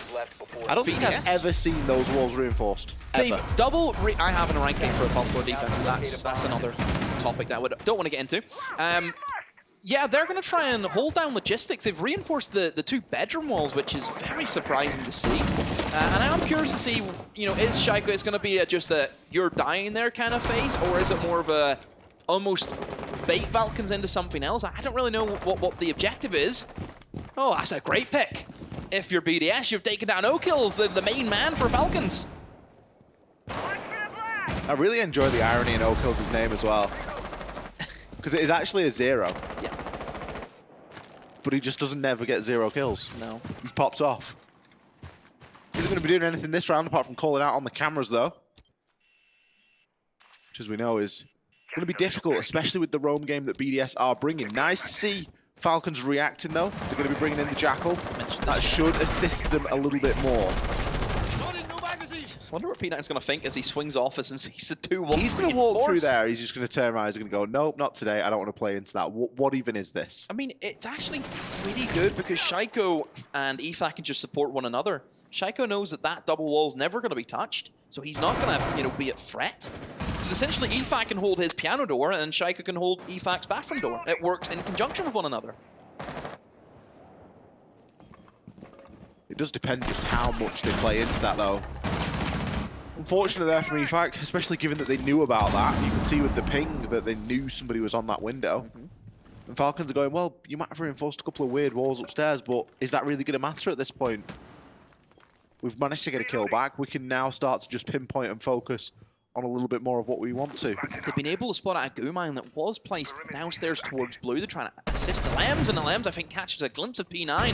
Both of them exchanging shots. Neither of the which hitting one another, so they know that Falcons are almost panicking a little bit, because whenever you start seeing players trying to creep up blue stairs, you think the main objective isn't working. They might just try and walk into the bomb site, so they need to be on their toes, BDS, and be ready for it. It looks as if Shaiko is going to be ready for anyone who tries to push in towards kitchen. There's a couple of yellow pings, at least they do have the information. There is bulletproof cameras up still for BDS that they can utilize, and oh, Jalad does go for the swing, but Shaiko says not today. P9 and the Lems in an absolute deadlock here. Stunned, and the Lems has been stunned. Both stunned. Neither of them can see the other. It's going to be a Lems to get out on top there. I've no idea how he's pulled it off. It's no wonder he's on a sliver of HP. Quibs, Joker. They go for a rotation upstairs with 20 seconds left to go. It's not really where you want to be. Joker finds one onto Renchi. The diffuser is not going to be in the hands of either of these two attackers.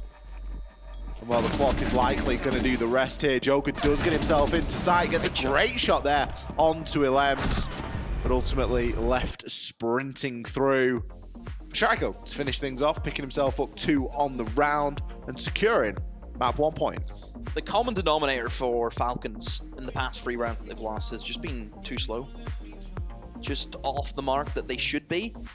Is it the case that I think BDS haven't really been gifting them the early kills that then give Falcons a bit of confidence boost almost? Yeah. I think obviously BDS, with that spawn peak last round helps them a lot, being able to eliminate O kills, but I've no idea where LM's got him from either. I would, if I'm a guessing man, yeah, I was going to say it'll be towards like solar side because that's where O kill spawns in towards. The rough one.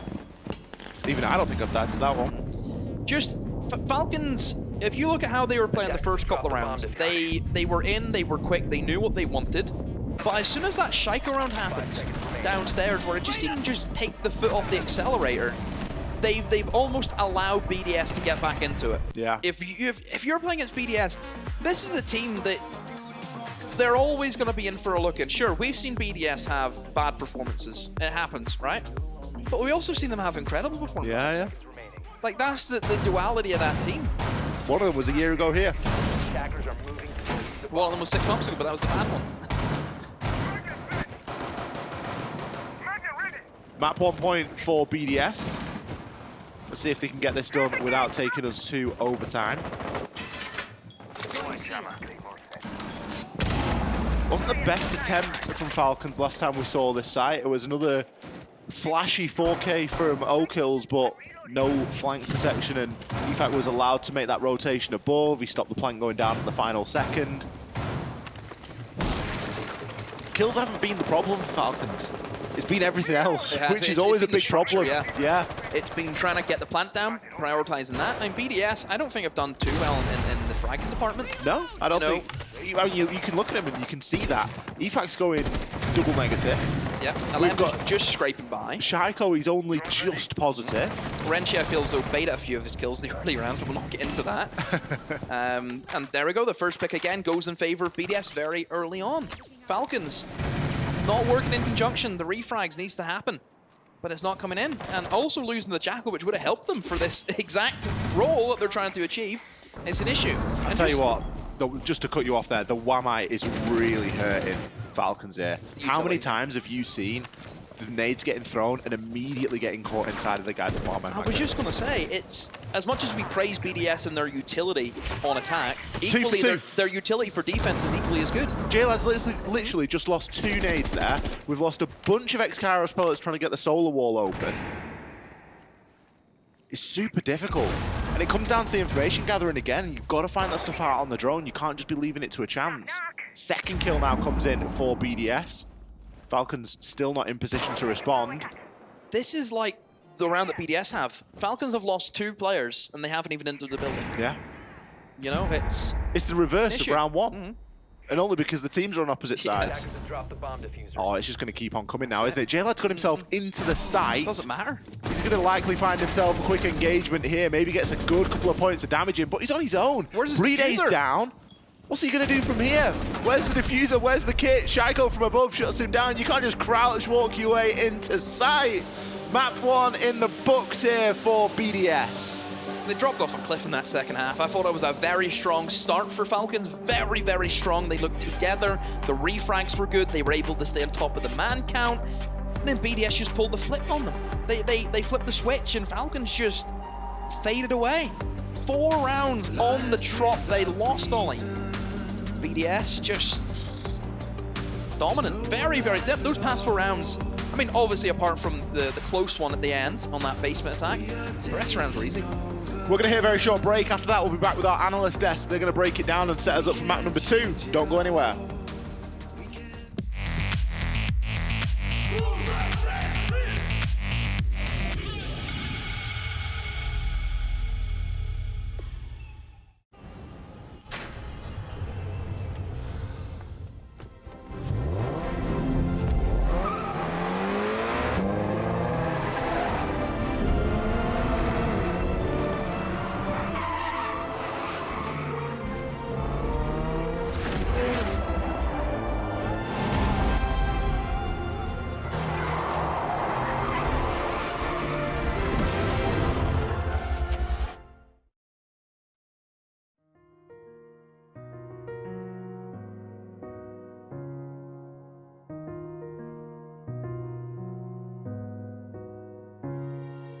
الحياة لحن، ولأننا جزء من مقطوعة عظيمة تحركنا، تلمسنا، تصنع من لحظاتنا ذكريات بديعة.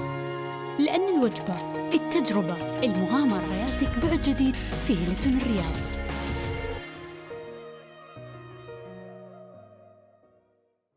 All new Honor Magic 5 Pro. Freeze even fleeting emotions in just milliseconds.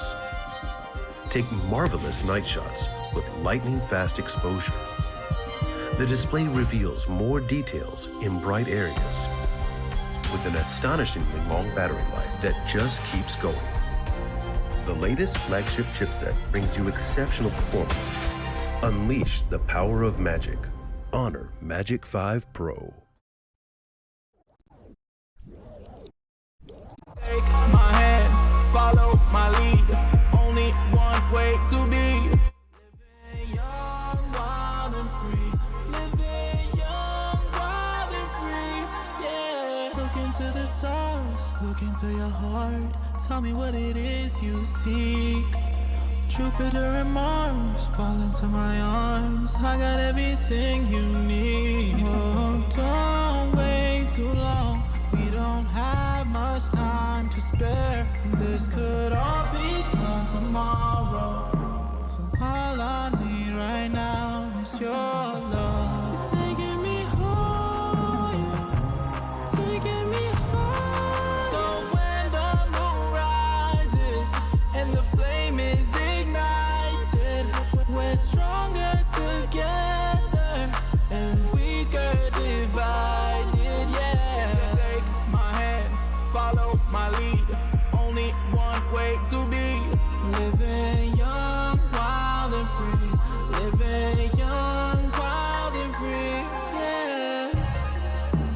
We don't want too much.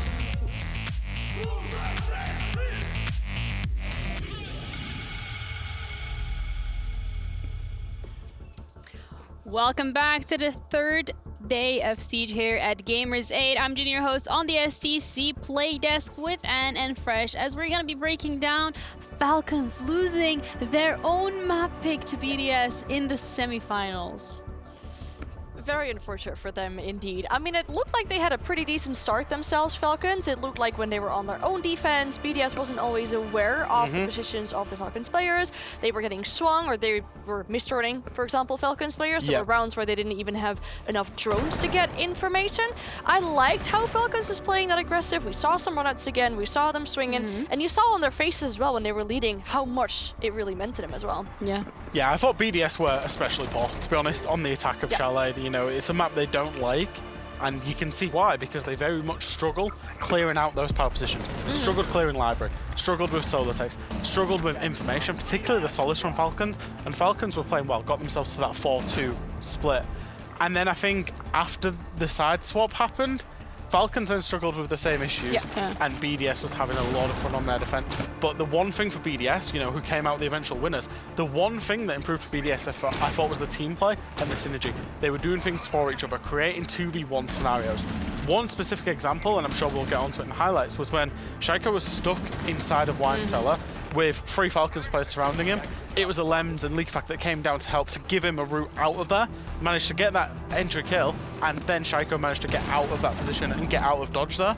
And it's the one thing I think that separated these two teams ultimately in that map.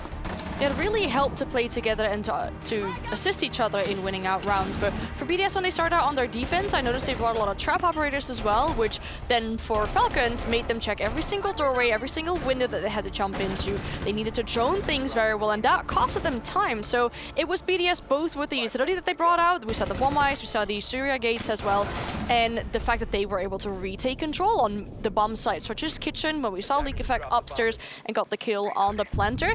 That wasted a lot of time for Falcons, and that made them really look at the clock in the final few seconds like, oh, well, we don't really have an entry, we need to do something now, and there wasn't much that they could do for that. Yeah, and coming into Chalet as well, we said this is their map pick. If they want to really secure the series from the beginning, this is the map that they needed to win. And we saw them with that really strong start, but unfortunately, they weren't able to punish BDS too heavily, because eventually when they warmed up, BDS was running away with the lead. The thing that I was really scared for with BDS, specifically on this map, what we've seen, is that they were maybe scared to approach the building with dominant or aggressive teams playing against them. It was actually Falcons, I feel like, maybe had that, because in the second half, most of the entries went in the favor of BDS. Chalet often found himself on the receiving end of the opening kill. There was a round where, for example, they got rid of O-Kills as well, who before that was having a great game. He was 17-8 at one point. He was having a great game, and to get rid of someone like that as your entry, you're going back to site, you're celebrating. It was something that we noticed yesterday from the side of Falcons, and you can see it in the scoreboard there, is that there's not one player from Falcons that's positive in entry. And I think it's okay not getting the entry kill, because the job of an entry is to take the ground, and then if you die, you get refragged. Where Falcons showed that naivety is they weren't refragging. They play this very high risk, high reward style of play that relies on individual players, you know, kind of lurking in, trying to take engagement. If they get the kill, it's great. They set themselves up perfectly. But when you have a day like today, when you have basically everybody either zero, you know, net zero on the entry or negative on the entry, there's no refrag. You're playing a 4v5 every single round. When you're up against a team as good as BDS, they're just going to play the team fights against you and then beat you out from there just through sheer numbers. Yeah, and also coming down to the fact that BDS has that experience playing against Falcons before. G2 maybe not so much. NIP, they found Falcons in their worst form, but BDS, they've played against them in the finals already. And yes, Falcons, they have that hunger. They really want to come into this and they want to go to the finals through BDS, as Val said it himself, but BDS is not going to make that possible because they have a championship title to be defending here. Exactly, and I mean, the scoreboard we just saw as well really shows that we've seen so many iterations of positions of players on the scoreboard. This was one, for example, where Shaiko was leading, which is not oddity, but then we saw Leak Effect on the very bottom of the scoreboard, for example. So the balance is there in regards of players being able to step up, being able to carry weight, not have to rely on one player. Whereas for Falcons, I was maybe expecting a little bit more from P9. We talked about him a lot yesterday, how he was unleashed, how he was able to play ranked and play solo, maybe a bit separate from the team, but play it like he was comfortable with. And then for his stat line, I don't think was impressive enough to go against such a strong Titan team as BDS. Yeah, it wasn't just the kills for him as well. You know, he went negative. He had very low kills, but he also had very low deaths, which means even in the rounds that Falcons won, he wasn't having an impact. And I think for a player that, you know, Valentino has told us, we give him the freedom and we give him the freedom and he will pop off. It wasn't happening today. No. Instead, on the other side, I think Shaiko from the side of BDS was one of the players that was very much coming through as one of the players that carried BDS this time around. I mean, League Effect, we said it, started off a little slow, and then even though he managed to pick up pace a little bit, it was still slower than usual game that we're used for them. But as when we're looking at Shaiko, I mean, it's Shaiko. What else do I have to say? We talked about his nades before, right? Again, on this map, they were pretty good, getting rid of power positions where they were struggling with that a little bit. And a point that you made, for example, as well, P9 just not being very active in the game, regardless of like opening deaths, or deaths in general. League Effect had those a lot, so that means that, for example, if the team play is better on the side of BDS, you're basically sacrificing that player to just get in, die, and refrag them, but that process wasn't really happening on the side of Falcons then. Yeah, Falcons not really getting those refrags, and we're going to be heading into the next map, which is actually BDS's map pick. And that's where they are the most comfortable on. So already having that lead, having that momentum, and having figured out how Falcons like to approach things, it's looking very dire for Falcons to be able to bring this back. I've got a stat line, which is when a team has gone head-to-head, you know, these teams played twice at Gamers8 last year. They played in groups and then they played in the final. Falcons played in five maps last year against BDS, lost all of them, and have lost the first map today. That's a 6-map loss streak against your opponent. Ooh, that's got to get inside personal. your head. But it's not only that. Last year they played on Bank, they played on Border, they played on Oregon, and they played on Villa. They've just played on Chalet. So out of the 9 unique maps we've had, they've also played 5 unique maps against BDS. They can't beat them on any map in any situation at the minute. Then we add into the fact that this Skyscraper that we're going into is literally BDS's favourite map, and Falcons don't really like it. They try not to go there if they can. I think they've only played it once, you know, inside of MENA League. So their mods are not stacking up very well for Falcons. Yeah, coming into this series as well, you said it yourself, Fresh, that you really liked the map selection. You said that it was very equally balanced out, but Anne, looking at it, that was based off of the case that Chalet was Falcons' map. So Sky now, you were... Yeah, I mean, the point that you made, Andy, about them not wanting to play it a lot, Falcons being this, is this was the one game in the MENA League that they struggled to the most. They were able to win all of their games, only one went to overtime. That was on this map against DK. They went at 7 or 8-7, still won it, but that means they did struggle a little bit on Skyscraper. BDS is super comfortable on it. They like to play this map in best of 3s, best of 5 situations. When they were in their strong, era last year, winning these events. I think another concern for Falcons is if they were so slow on the attacks, and for BDS maybe as well, slow in clearing out power positions, clearing out utility. Skyscraper is an even bigger map than Chalet, so that requires even more of that process, and you as a team would even want more time to do that. Yeah, and they're probably not going to get the time to do so because, again, BDS, this is their playground, this is their home ground. They're so locked in to be able to close this one out that it's looking really scary for Falcons to be able to bring this one back. From what we've seen on Chalet specifically, from what we've seen on Falcons really in the last 3 days combined, anything specific that they could implement here on Sky to give themselves the best chance of success? I was literally just thinking, we are stacking up all of the odds against Falcons. Yeah, here. We're giving a logical reason as to why Falcons shouldn't win this. Yes. But we've been here before. We was there with the G2 game. We was there with the NIP game. Falcons are a team that, logic doesn't necessarily always apply to them because they have such big heart. They have such big motivation. When they get fired up and they really get going, things start to snowball. And I think that's the one positive I would take if I was a Falcons fan is they've got players that individually, can go head to head with BDS and beat them. They've got a team that they don't know when they've lost. They just keep going. They just keep forcing it. And they, have pulled back comebacks. Even go back all the way to day one. It looked like when their very first game, it looked like they'd never touched Rainbow Six Siege before, and then they go and knock out the world champions. So they've been in this situation before. They can do it, and it takes a lot of heart, but they've got it. I think another positive point is, obviously it being BDS map pick that allows Falcons to pick the starting site. It would be weird to say if they would go for attack. I'm expecting them to go for defense. Having a bit of a bump in their confidence, maybe after losing their own map pick, getting some rounds on the board on defense will be huge to regain that confidence. And because we saw it on the faces how much it means if they build up a little bit of a lead, if they get back into that, good vibes, to good mental attitude, that might help them too. Okay, there's a lot of things on the line for both of these teams. Falcons, they want to get their revenge arc going. They've already beaten NIP, but can they do it to BDS? BDS, they're one game away from securing the finals. One game away from being closer to $750,000. Let's head into the second game with Ollie and Demo. Thank you very much, Ginny. Demo, I think I'm biased. I love our desk. I think they are fantastic, doing a great job up there. We're going to be headed into our second map of this best of 3 series right about now. We've got Skyscraper. We haven't seen Skyscraper yet at G8. We have not seen this map. It has been hidden away in the depths. And now we get to watch it. Here we go. Is that all you've got? I mean, here we go. I'll be honest, Fresh is... Are you going to start with like a let's go, do a let's go chant? I don't know, Fresh has kind of sold it to me that this is just so against Falcons. Yeah. Well, we know the desk, right, so... That's where we're at. I said I'm biased, I said we've got a fantastic desk. I didn't say they're always right. I mean... they have a habit. Fresh made a good point. Whenever we said, oh yeah, Falcons, they're done. Journey ends here, they win.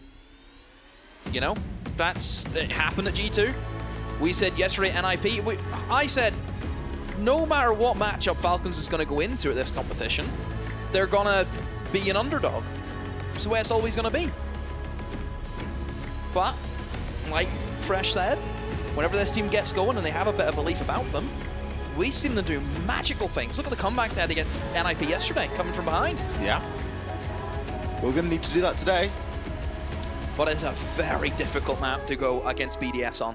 Skyscraper, great map for BDS. It's one that they'll love to play. They'll go for it. I mean, whenever I think of BDS and Skyscraper, I remember back in, I think it was Stage 3 last year. I remember I casted BDS versus G2 and Skyscraper. I was there. Did we do that together? It was one of the worst games of Skyscraper I've ever witnessed in my life. It was really bad. Mega bad. No refrags. The utility was not just... Disgust. And yet you're sitting here and telling me that BDS are a good team. They are. Well, they've improved since then. They don't start off on the favourable side here. Falcons do. Falcons kicking off on the defense. 5 seconds to insertion. Kind of glossed over the bans, but we've got a Ying Azami ban coming out of BDS. Attackers must And a locate Thermite and a Cade ban on the side of Falcons. Yeah, Thermite will be used specifically just to try and neutralize the attacking half whenever they go for their office attack, mostly because Thermite can get 2 walls with 1 if you place it correctly. So that's probably the only thing you can add into. If you look towards the kind of south side of the building, towards the office walls, you can open up the mini bar and also the main wall. So that's why you ban your Thermite just for just a singular wall, but it is very, very strong and it does give the attackers a lot of leeway in for those attacks. BDS will start with their sweep. This is Skyscraper, where clearing players out of positions and using utility is massive. And BDS, a team which does that extremely well. They should have no issues. BDS, they've got the Dokkaebi available to them. Didn't have it last game. But Dokkaebi on Skyscraper Ollie is great. We talk about the utility she can bring. She has a Gon 6 if you need an extra deployable shield being popped off, which there is one deployable shield for Quibs. He does have one, and that's going to be probably set up, I assume. And oh, a down's happened for Quibs. Speaking of, I'm assuming that shield's probably set up in towards Dragon, which you can see EFAC is currently fighting against and taking a lot of damage from the players inside of Dragon. Well, at least you know now that at least one is below. EFAC trying to put some shots in, but it's going to be Lems dishing out the damage. Renshi was getting involved there for a time as well. EFAC probably feels like he's chasing shadows at the minute. All he's getting is glimpses of defenders. But at least his team around him is able to work off the back of that info. J-Lad now is the next one to come under fire as a quick hop in and a C4 goes out. Shaiko can't get himself out of the door quick enough. Caught inside the reload animation and not really with anywhere to go, will be taken out. J-Lad can now try and hold here for a little bit longer, which, let's be honest, he kind of needs to do. Yeah, as long as he has that shield on, he's in a very strong position. We need to see a Gon 6 come in. I hope Lems is running it, or Renshi, he has it in his back pocket, but they need something to eliminate that. EFAC at very low HP, will lose that engagement against Joker, and yeah, the shield, how has this not been taken out, Ollie? There's neither the Lion or the Dokkaebi run a Gon 6. Renshi seems more interested in trying to confirm the kill at this point. Lems has just been gifted a shot through the wall. Domes J-Lad. All he's trying to do is open a line of sight there. Joker, working with a line of sight of his own, is able to take down Renshi. The deployable shield was such a big issue for a long time, but we've gone past that now into the 2 versus 2. Look at him go! That's firing like a full auto. Never mind a semi. Lems, 4 kills on the round. A little bit of a happy dance there for him as well. Mr. Debessi, calm yourself. It's only round 1. He's shredding. I'm still annoyed that that shield was allowed to stay up. Still, I don't, because I run the Gon 6 on Lion and Dokkaebi. I run the Gon 6 because it helps. It's always a shield. You go and tell Renshi right now that he did all right that round. I need to ask them. Where's the Gon 6? Why is there no Gon 6? Because as we can see, Lems didn't need no SMG-12. Because the DMR did it all, so why do you need it? This is where I think I'm at a bit of a dilemma. I'm at a crossroads. I look at BDS and Skyscraper and I think, okay, Falcons that round I would say a little bit too aggressive. You know, gave away early picks, they ran into the crossfires, but then I think if they then sit back and don't do anything and don't play aggressive, BDS will just rinse some of the utility. So I'm at a really difficult position where I don't know what's the best way to go around BDS, a team which is so good at utility, so good at patience. What are you going to do? 5 seconds to go. You got to try and limit that fact finding a little bit. J-Lad going to move on to the mute this time. They're trying to play the Mozzie to try and deny those drones. I think the mute's maybe a little bit of a better call here. Of course, you're going to be trying to really restrict some of that information gain. I think what you need to do, you need to set up almost like layers against BDS. Yeah. Where you should be extending towards office. As soon as like a wall or an explosion goes off, you fall back to your next point, which will be Dragon and Drum. Well, that's what worked really well on And then you keep Chalet. fall back and fall back, and that's how I think you beat BDS. Because as soon as BDS are at utility and they don't get any kills with grenades, then they have to go into 5v5s. But doing things like this for Falcons, where they're giving away these early picks because they're too aggressive, they'll pinch you, they will find you. I mean, that's not even Joker being aggressive. He just got caught in no man's land there. We've got like 30 seconds off the clock and EFAC's already in through Shower's window. There's a Dokkaebi call and there's some good information. Dokkaebi and Lion on this map is impressive. We talked about this combination before, Ollie. There's not much you can do against it. The fact that there are still pre-placed drones that are surviving inside of the site and there's a Solace available is a little bit... There's a little bit of a question mark. You need to be asking that, because how can BDS have this good of information so early on into the round? if they've not got drones in there. It's because they've got drones in there. You've got to be finding those drones with the Solace. P9 went for a run out. The Shaika was on the rappel and he's been eliminated, but EFAC on that Nuke. I'm surprised the Nuke's allowed to just creep around. Ollie, there's a Solace. O-Kills, you need to get in the fray of the action because your team is costing for it. Remember, EFAC, look, he's got the gadget on. He can be seen by O-Kills, but O-Kills, he isn't using his gadget. It's still up. P9 just trying to bide his time here. Will get caught out on the drone. If you hear the Lion scan come through, it's almost too late. Leakyvaki's prepping the nade. It is going to go in the wrong direction for the time being, but he isn't looking to try and take an aggressive swing here. He's got Geisha. Got good control so far. Maybe need a little bit of something on those main stairs area. Someone maybe coming in from below. Quibs. He's going to be occupying drum. Very important position to hold. It is real linchpin of the whole site. You can mark that covering from the top of Geisha. You can, of course, keep an eye on what's coming in from Terrace as well. His location now known. EFAC just needs the information to go for the swing. Will cook the nade. He knows that someone's down at the end of the corridor. Will go for it. Will get spot out. P9 does dodge the nade. And oh no, EFAC, look where he's crossed into, Ollie. Into sight. That grenade has caused distraction. Lems actually finishes off Quibs. P9 with his own DMR, Ollie. So many DMRs in this game. Seen a lot of DMRs. Problem is, P9's going to have to make his work overtime here to keep up and to keep his team in it. Grab themselves around. One DMR versus another. Lems hits him with the swing. Knew the player was hiding there inside of gold and is able to grab that final kill. BDS, they are suffocating Falcons here.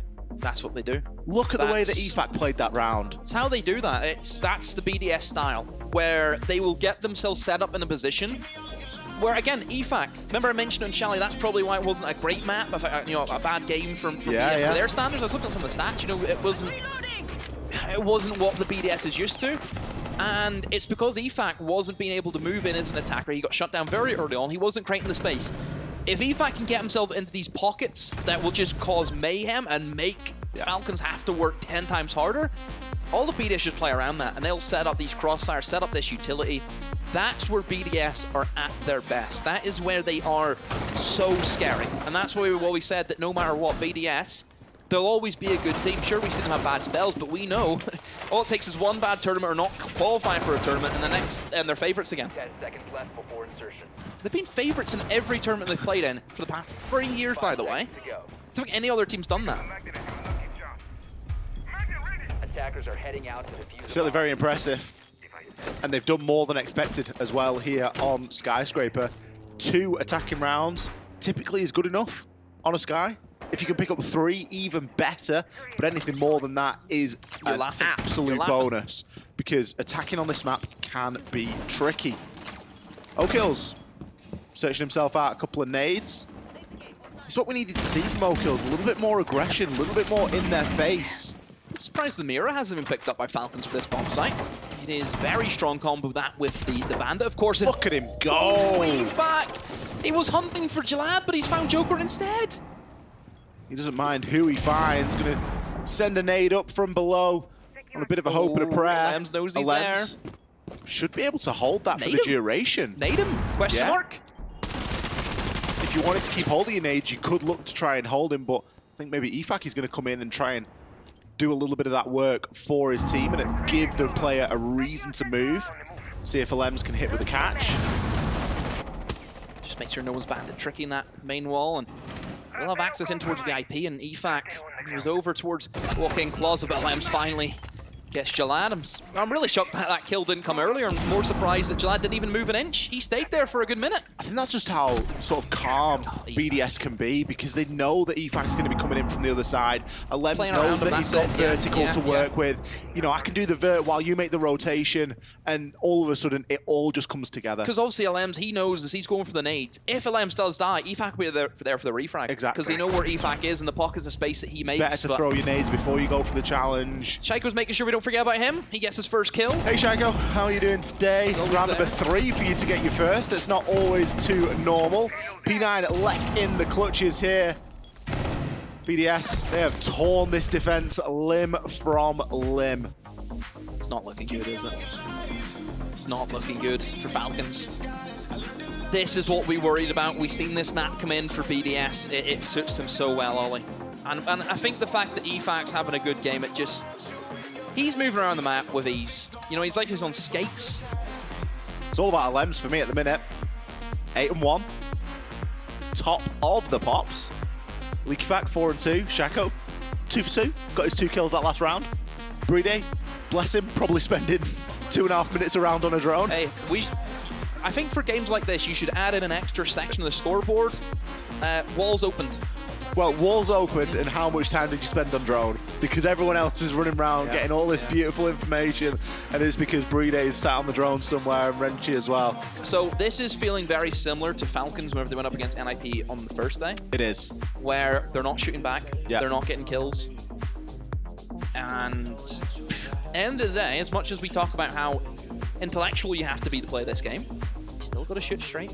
If you don't shoot straight, it doesn't matter how smart you are. You know, Fresh is a testament to that. Falcons have just taken their timeout, so let's see what the content of that timeout was. Halfway through their defensive phase, they're going to actually reattempt back here. Now, I think this was probably the worst site that they defended. Really, if we think about it. They did lose a lot of people below, though. Maybe they're looking at that and going, okay, that was needless. We can work around that a little bit better. Let's play a bit tighter to the side. Let's try and not be going off on our own so much. It almost feels as though that timeout was just, guys, who's got an idea? 10 seconds. Anyone want to speak? Anyone have any clue? Somebody needs to step up here and grab the bull by the horns. They need to. Well, BDS have come up with a few ideas of their own. Because right now they're dealing with a bull in a China shop. Just tearing for everything.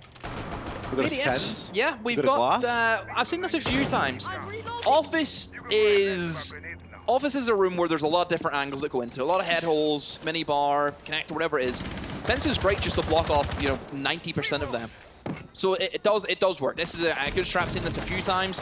You will try and get the Sense rolled in through windows and it'll bounce off the walls and it'll just create just havoc, just mayhem. You also get the hard breach gadget, which is also a pretty good substitute for the Thermite. Brede is never too far away from the hard breach gadget, is he? Let's be honest.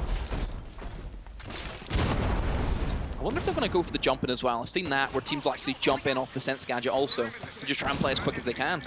Something did get caught inside of the Wamai there. Roll it off. They've used an impact to destroy part of it, but you still see the majority of it is sorted.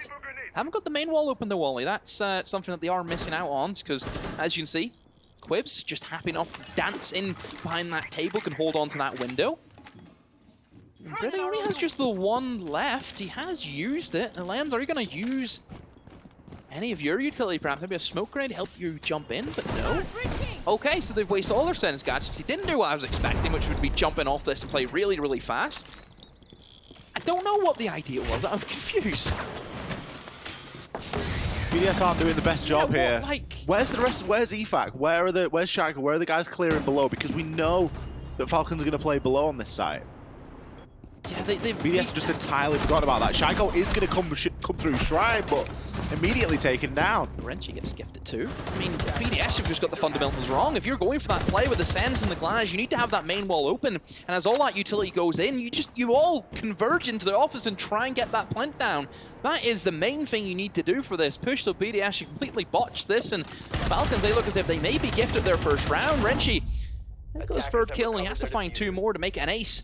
And make it a clutch also in the midst of that. Has a minute on the clock. Has Diffuser in hand, Ollie, but the 2 players on full HP and him on just a sliver, it's not looking too good. No, he's got a bit of an idea as to where people are, but he's likely not going to be given the space to get the plant down. Does get a little bit of a peek there. The player has just hopped up. The drone since being shot. He now knows that they're on a slightly elevated angle. Might not be a bad idea to try and bait the plant down. He's going to go for that and just see if he can force any sort of reaction out of Falcons here, but there's only so many times you can play that trick. He knows that there's a player at the top of those house stairs as well, so he's got fantastic info. He knows everything at the moment. He's just going to try and navigate this. Going to push himself through and see if he can find anything, but P9 goes prone. Well played from Falcons, holding the nerve. I think they were happy with the crossfire that they had onto Renchi there. The timeout's worked. It's been good for a round. Needs to be good for more, though. Yeah, obviously BDS. It was a case of Ollie where they've lit the fuse and there's no bang. So that's what it's like. We like to call that one a damp fuse. It was a dud. Yeah, there's a damp fuse on that attack. Like this, like why has he jumped in there instead whenever everything was going off? Yeah. Because you remember, that impact was made whenever the utility was placed in. So if that utility went as he jumped in, there was nobody holding below. Renshi got given 2 for free there. To be fair to Renshi, he caught the 2 players on the rotation back up to site, but it was just way too late at that point because they'd already done the job. The only reason they were moving is because they'd got everything. Need more rounds, Falcons. Need more of it. And you don't get the safety of that office, which, like I've mentioned before, Refer might be in banned. It is a tricky bomb site to attack. So you have to go over to the Karaoke and T, where, as we've seen previously, BDS very, very strong with taking this side of the map. No deployable this time from Falcons either. 5 seconds left. The deployable shield that you nearly lost your marbles over hasn't been brought this time. They went 6 impacts. Very strange. 6 impacts, barbed wire at bulletproof. That deployable shield was a big win condition for them in the last round. They were able to keep hold of it, and Chalet played around it fantastically. I think he got 2 kills from that deployable. He got 1 onto Shaiko. I think he got the other onto maybe Brede, I want to say. I need to see more from row kills than him using his gadgetry, because that seems to be an issue as well, that they're certainly struggling. And I think it's been a point that I've made before. It doesn't look as though he's communicating that information all too well over the course of this competition. Sure, he's perma-picking the Solus, and you know, it's a great operator, we've seen that, but it's only great if you use it in the correct way. You know, and he should be coordinating runouts. BDS, how they like to play, they will have members by themselves a lot of the time. That's where you exploit that. Leaky Fact back to only getting glimpses of shadows here, as he hasn't had the greatest timing so far inside of this game. You look at the difference, having no shield, look how quick BDS can get in. He's straight in. The problem is the flank though, and P9 is on that flank. They know about him, but does P9 know that he's in Dragon? Because surely you would expect BDS will just move their way through it and then eventually take Dragon. So he could almost get caught out by EFAC, who could go unchecked. Well, they know he's there, and the Burning Lion scans on him to try and find him, but you need something a little bit more active here. Yeah, the player is going to come up, so J-Lad actually gets taken down. EFAC knows that that wasn't the player. He still knows that the P9 is going to be knocking around. They're not happy with just picking up that one. Quibs is going to join in on the fray, though, and easily take down Leaky Fact. This is great teamwork. Shaiko playing far too passive at the window. Sleep at the wheel, Ollie. The fact that P9's been allowed to do that and Quibs is beyond me. Shaiko, you need to do better. He has got the kill back, but still, you lost EFAC in the midst of that. Now for BDS, you've got the kill advantage. Sure, you've lost EFAC, who you do like to play around, but you still got 2 kills for it. Now they're going to try and rotate over towards Geisha, get that wall opened up. You can see that Alam's also brought the Impact EMP grenades just in case they need him this time around. No calls left, no Lion scans left, Ollie, but still 2 nades in the back pocket of Shaiko. He hasn't used them yet. Renshi will find one onto Quibs. It's just a time game now, really. You've got a couple of drones left on the side of BDS. They need to gather that info. Okills, well, we know where he is. Alem sees to that. Could potentially look to try and push up through now. We can see a drone at Joker's feet as well, and it's not going to take long between seeing the drone and seeing Shaiko's name in the top right of the kill feed. No shield for Falcons, that was the issue. You gave way too much control for EFAC. They didn't even, I don't even think they reinforced a single wall in Office. So he opened it up and just sprinted through. Yep. Just completely beelined it, gets himself set up in this position. None the wiser for Falcons. Obviously, Shaiko has baited the living daylights out of him there. As we know that. We've seen that clear as day. But still, BDS, again, whenever they get in that position where they're up front, the information starts rolling, and they have a man stationed at every possible point they can. What you got to remember is there is a kill record to go for here, and Shaiko won it last year. Probably got his eye on that a little bit. Just keep Leaky Fact down a peg or 2. Oh, credit, Shaq. If he does it twice, you know, back-to-back MVPs, credit to him. I'm not sure what it's looking like at the minute. I saw a graphic about it this morning. I'll see if I can find it. Have a look. Well, I'll have a look at the Caviera that's now on our screen. Jalad, what have you just think, you know what, if we're going to go out, we may as well have a go. Let's go for the Cav. Cav isn't too bad against BDS, considering that they are a team that will play separate sometimes. We've seen the odd time that even Shaiko today, he's kind of been by himself, has droned himself in. All it takes is one misdrone and a Caviera can ruin your day. BDS have opted in for the Monty, Ollie. they're going to change things up. See if they can maybe give themselves even more information. I mean, BDS have been great with the information game. O'Kills has been downed. What's happened to him? He went for a spawn peek on the window, and oh, the Cav tried to go for a spawn. Well, not really a spawn peek, but a peek of her own. And Shaika was there, Ollie.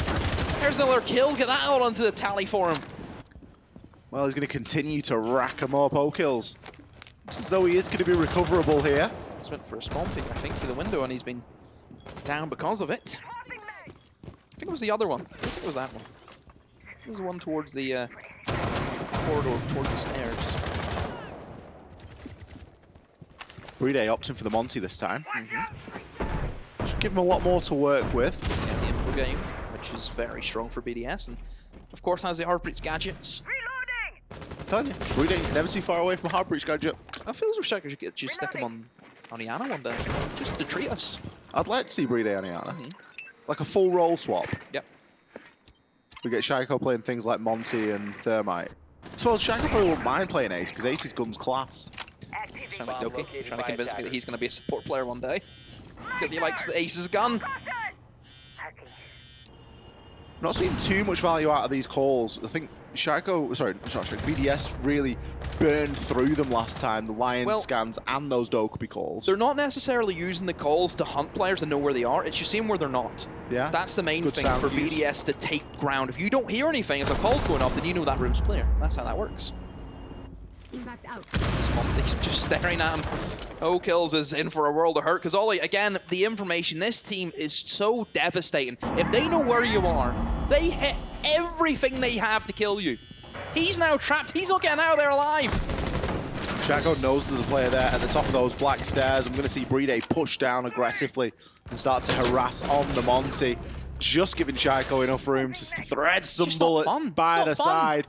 5 versus 2 now. Joker surely not going to go for a little bit of a hop out here of Geisha. Thinks better of it. He's hiding out currently inside of Geisha. Doesn't really have the ability to move. And Quibsy stuck behind gold. This is going to be a flawless round demo if ever I've seen it. Renchi sees to that. What a way for BDS to close out this attacking phase. It's BDS at their best. It really is. This is where you can see that they're terrifying. Terrifying team to play. They choke you out. They put you in a sleeper hold. Devastating. 5-1. On the attack. Falcons need someone to step up. They need a leader. Oh, just annihilate it. Glad. That calf pick hasn't even worked at all. It lasted all but what, 30 seconds there, Ollie? It didn't last long at all, did it? Especially you were a little bit excited for the old Cavi pick. You were thinking, is now the time? Is this going to be... I mean, there's options like, for example, we've just seen, jump in for a window by himself. Potential there, but you went for a peek on a window and it hasn't worked. BDS immediately realizing that, yeah, the Thermite's banned. We know this is now the strongest bomb site alongside with a mirror window being placed. This site especially is so oppressive, just with the bans the way they've worked out. BDS are going to have a field day. Field day! Because I said I would, Shaiko had 50 kills coming into this game. He had 12 in Chalet. Which is by no means... 6 here. 18 kills he's got so far. The highest out of anybody else. We're looking at players that have got... Well, I mean, Muzi had 74, but he's no longer in the competition, obviously, so he will get overtaken at some point. But Philippok's 67 currently, from what I can see. He has a big series to play later on as well. But of course, the more maps you play, the more games you play, the better the chance you have of getting it. M8's really sad because they didn't play at all yesterday, didn't they? Yeah. The day off. I'm sure M8's will catch up though. Diaz is still on 61. Wow. Spoit 58. Iconic 50. So there's a reasonable spread there between them. It's not as if they've got one that's just popping off. What about my beloved Pino? I thought he had a lot of kills, did he? Pino was 5 less than Muzi, 69. Oh my goodness, Shaker. Speaking of, taken out pretty early. Let's hope he's got some black-eye cameras kicking around that he can use to call his team. I'm surprised they haven't went for the bandit. For the bandit trick. Only 2 nades as well for Falcons. It would have been tricky enough for them. Stacking ADS maybe below as well. Causes issues. But they haven't went for that. Instead, they've just went with the mute jammer, which can be easily dealt with. EFAC. He's going to be stationed on the stairs, and there's a few BDS players who could maybe support him. Those Dokkaebi calls will cause issues, but the Dokkaebi call did not catch EFAC. P9 gets eliminated. He tried to move in and think, you know, it's safe, but it's not safe. EFAC is there. Lack of droning from Falcons has cost them there now, Ollie, and EFAC still on the move. One of the benefits playing the mute, of course, you can stand inside of the mute jammer's radius and it will cleanse you of the Dokkaebi call. Or if you're in it to start with, your phone will never even ring. It's a little silent mode option that the mute jammers Always in the mute jammer got, in that so, case, then, Ollie. Yeah. If it doesn't ring. Rocking silent all the time. That's because no one calls you, really. Yeah. I think Falcons seem concerned with something that's going on inside of Geisha. Do have BDS hanging out inside a lounge, but it's a strange push. 4 seconds. And especially with the amount of time that's left, they haven't really paid any attention to the site. They've got no dragon control. They've barely got control of Drum at the moment. They've got the mirror window, Ollie, which they have to go through. They've just shot off the ace charges straight off the wall. ADS there is going to save one, but Joker is going to take out Renshiro. That could be a peak that seriously costs them here. Oh my goodness, you have a shield, Alams, and you're not playing behind it. He gets eliminated also, and now BDS. I thought they were in great shape. Plenty of utility to play off. BDS, he goes down. EFAC has to do it all. Will get one, but the diffuser surely will be planted by Quibs. That's all he needs to try and prioritize. There is a C4 from below, so EFAC, is he going to get lucky? There's a ping! There's a ping, Ollie! Oh, Jalad outplays him, drops the hatch. Make sure that his player will get down that diffuse. Really good from Jalad, who keeps his team in it because EFAC had him dead the rights. Absolutely. He had the shotgun, he had the C4. There was enough time on his side to do whatever he needs to do, whether he needs to open up the hole and throw the C4 through, or whether he just needs C4 onto the ceiling. But Jalad with the great heads-up play there. I'm not sure why BDS have ego challenged so hard on that. Yeah, they overpeaked. You look at the players. They really overpeaked. Inside of Dragon, I think it was it Renchi was the culprit in the Jaeger. Swings into the angle for no reason. I thought EFAC did really well to slow them down, get a kill also in the midst of that. That swing, yeah, from Renchi. Don't know what happened. Why is he not behind the shield? Why is he not behind the shield? I don't know. We're going to have to... honestly, I've got so many questions for Brian after this. Why are you not running the Gon 6? Why are you not behind the shield? Oh, just grab him by the scruff of the collar saying, why are you doing this? I need to know. I need to know. But Falcons get the first attack for them. This is where they can maybe pick up the momentum. Jack alluded to on the desk. If Falcons have just a sniff that they can maybe do it. Yeah. The belief just rise the team, the confidence, and that momentum just burns through any teams. Something Fresh said that I really like is that Falcons don't know when to be. A lot of teams in this sort of a situation, well, 5-2. I was thinking maybe they do, but... well, yeah. A lot of teams in this situation, BDS a couple of rounds away from confirming the whole series. That mindset is going to start to creep in, and you know you can. I wouldn't put past them if you can say it isn't, but that mindset will creep in. But Falcons are a team that they don't know when it is over, because it isn't over until right up until the bitter end. It's not over until it's over. And Falcons, they have to attack now the other bomb site at the top floor. Over towards Karaoke and T now is what they will go for. And they will start sweeping through, of course, that office side. See if they can get in and push back the BDS roamers, as they have set up, of course, as you expect to see. Obviously, Azami has been an operator that's been banned out, which is extremely good for defending this bomb site. You can create those layers. You can, you know, almost Azami off parts of doorways, which can give you one-way angles, which is very, very strong. So BDS don't get that at their disposal, but probably that's why they had a really good attacking half, of course, a 5-1 split for them. But equally now, they will have to try and suffer the same utility dump what Falcons had to go through. I'm surprised that Falcons aren't bringing more nades. That's probably the only thing I would question, but yeah. I suppose whenever they are insta-locking, you know, the double G36Cs, you know, you have the Ash and the Iana, it's tricky to get a lot of utility, because obviously Ash only has the breaches or the claymores, which aren't too helpful on a map like Skyscraper. Yeah, you can stick a couple out on the windows, but at this level, you're not expecting BDS to really go jumping out of windows. Instead, they're going to be jiggle peeking on staircases. EFAC kicks things off there with a kill onto Joker. He's lined up for a second. There's a bit of damage into Jalad. It's going to be enough for Shaiko to react, but actually Shaiko gets taken down there. EFAC does need to be cautious here.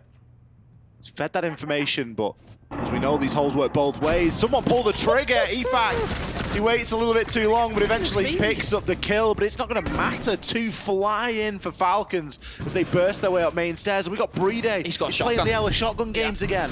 He's got the pistol out. He has to use the long angle. Nobody from Falcons came to his doorway. Oh my he goodness, still Brede. gets it, the sliver.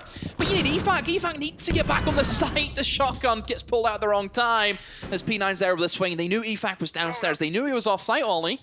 Let's see if EFAC, can he swing up? Oh, he misses 2 bursts of the SMG now. Ollie, the diffuser is being planted. He's going left, he's going right. He doesn't know where to go. He has to try and win the engagement against P9. Quips just came off the plant. He's going to go back onto it now. LeakyFat could try and stop this plant and keep himself alive. He's got a bit of information here, but he needs to land his shots.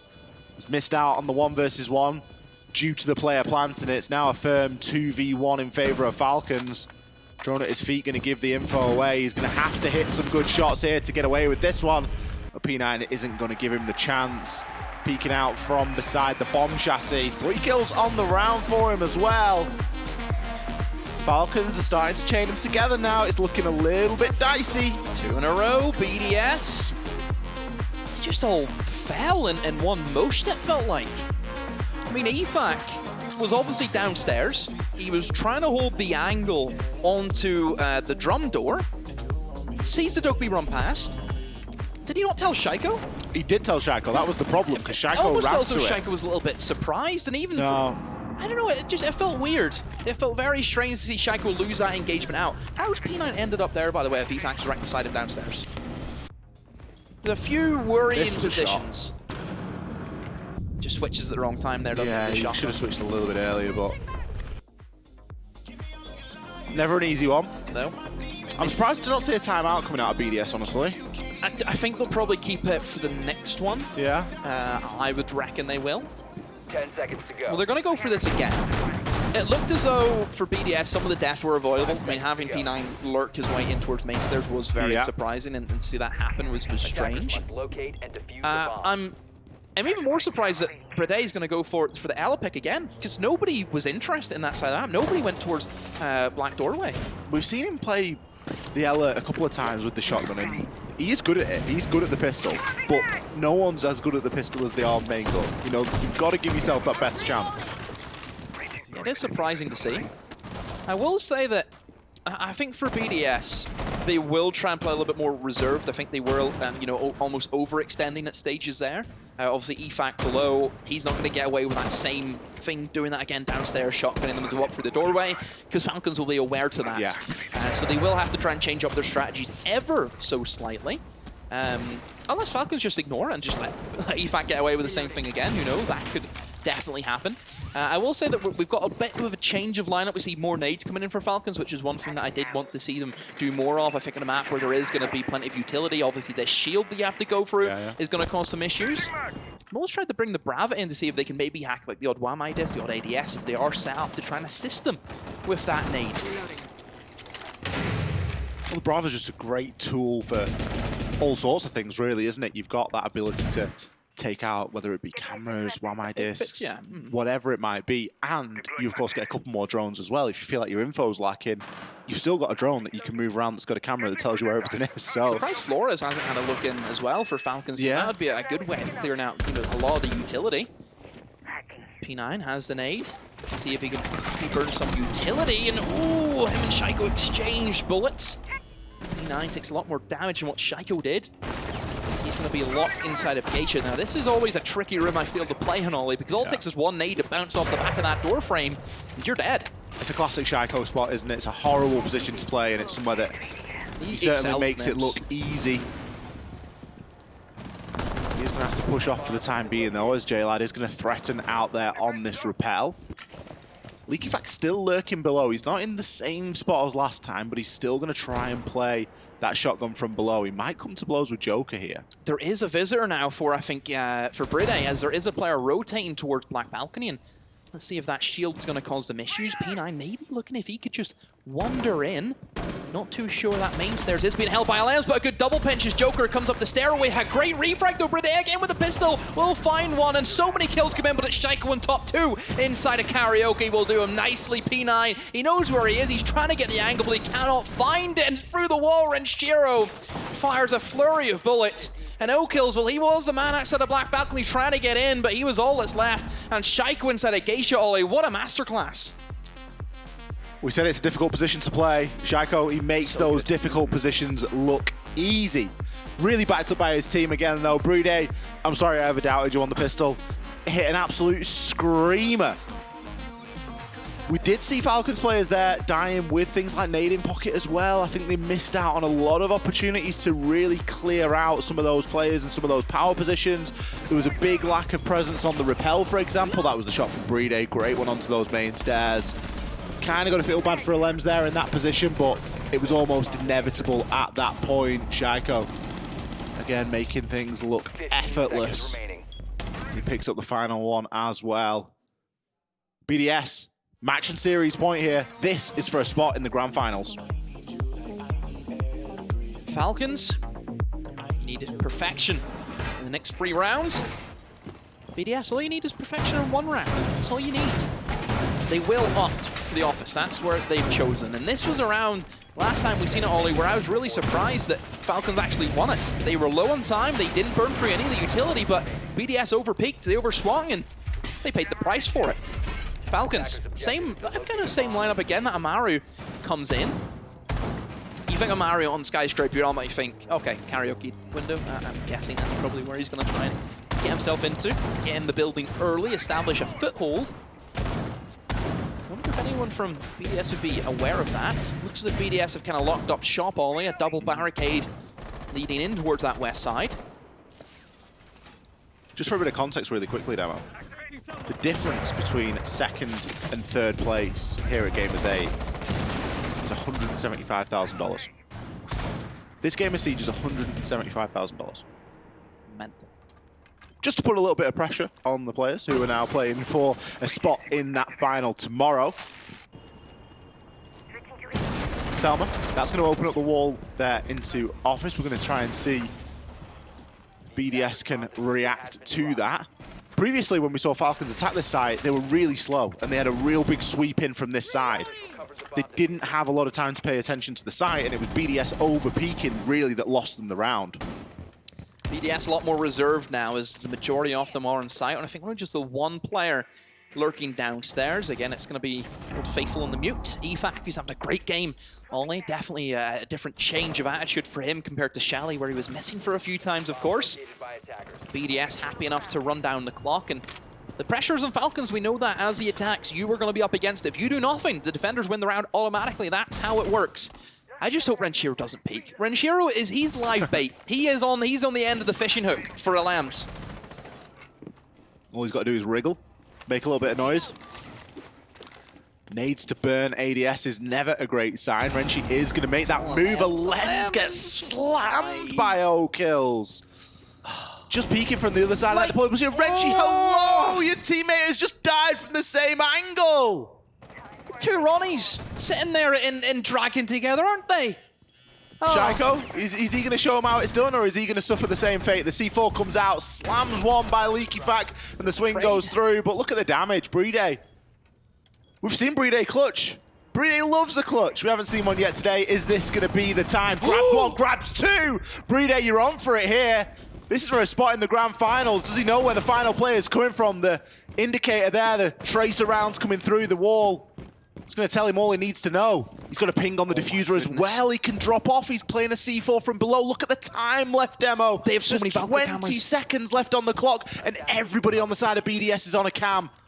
That more than likely means that there is a cam in sight, and if there is a cam in sight, there's a very good chance that Brude can deny this plant from below. You can see him there lurking. The C4 goes up. Brude does it again! A 3K clutch to take his team into the finals. It's one thing sure, in a competition, he's going to have a clutch. No matter what, he will have a clutch, and what a big one to do it into the finals, BDS. Oh, I thought it was done again for BDS. The two players inside a dragon, what were they doing? Then we see swings after swings. And BDS says to his team, fellas, honestly, I'm getting tired of it. I hate these clutches. I shouldn't have to do them every time. BDS is the main character. He is the main character in this BDS story. He's best support in the world. Everybody talks about Shaiko. Everybody talks about Leaky Fact, Alems, Renshiro. We come back to BDS time and time again. How many times has he clutched out moments like that when everything is on the line?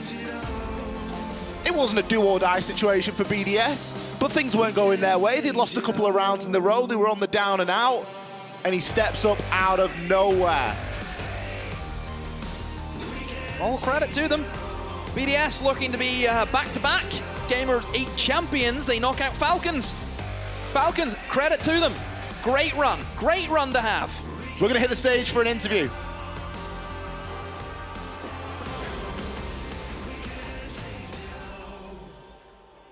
Commiserations to Team Falcons. Team BDS are our first grand finalists. We'll find out who will be joining them later on here this evening, and I'm joined by Alems, a man who has spent more time standing here on this stage than probably me and you have, Fancy. You've been very successful out here. Your second Gamers8 grand final. Is there just something in the air here in Riyadh? What is it about here that makes you guys perform so well?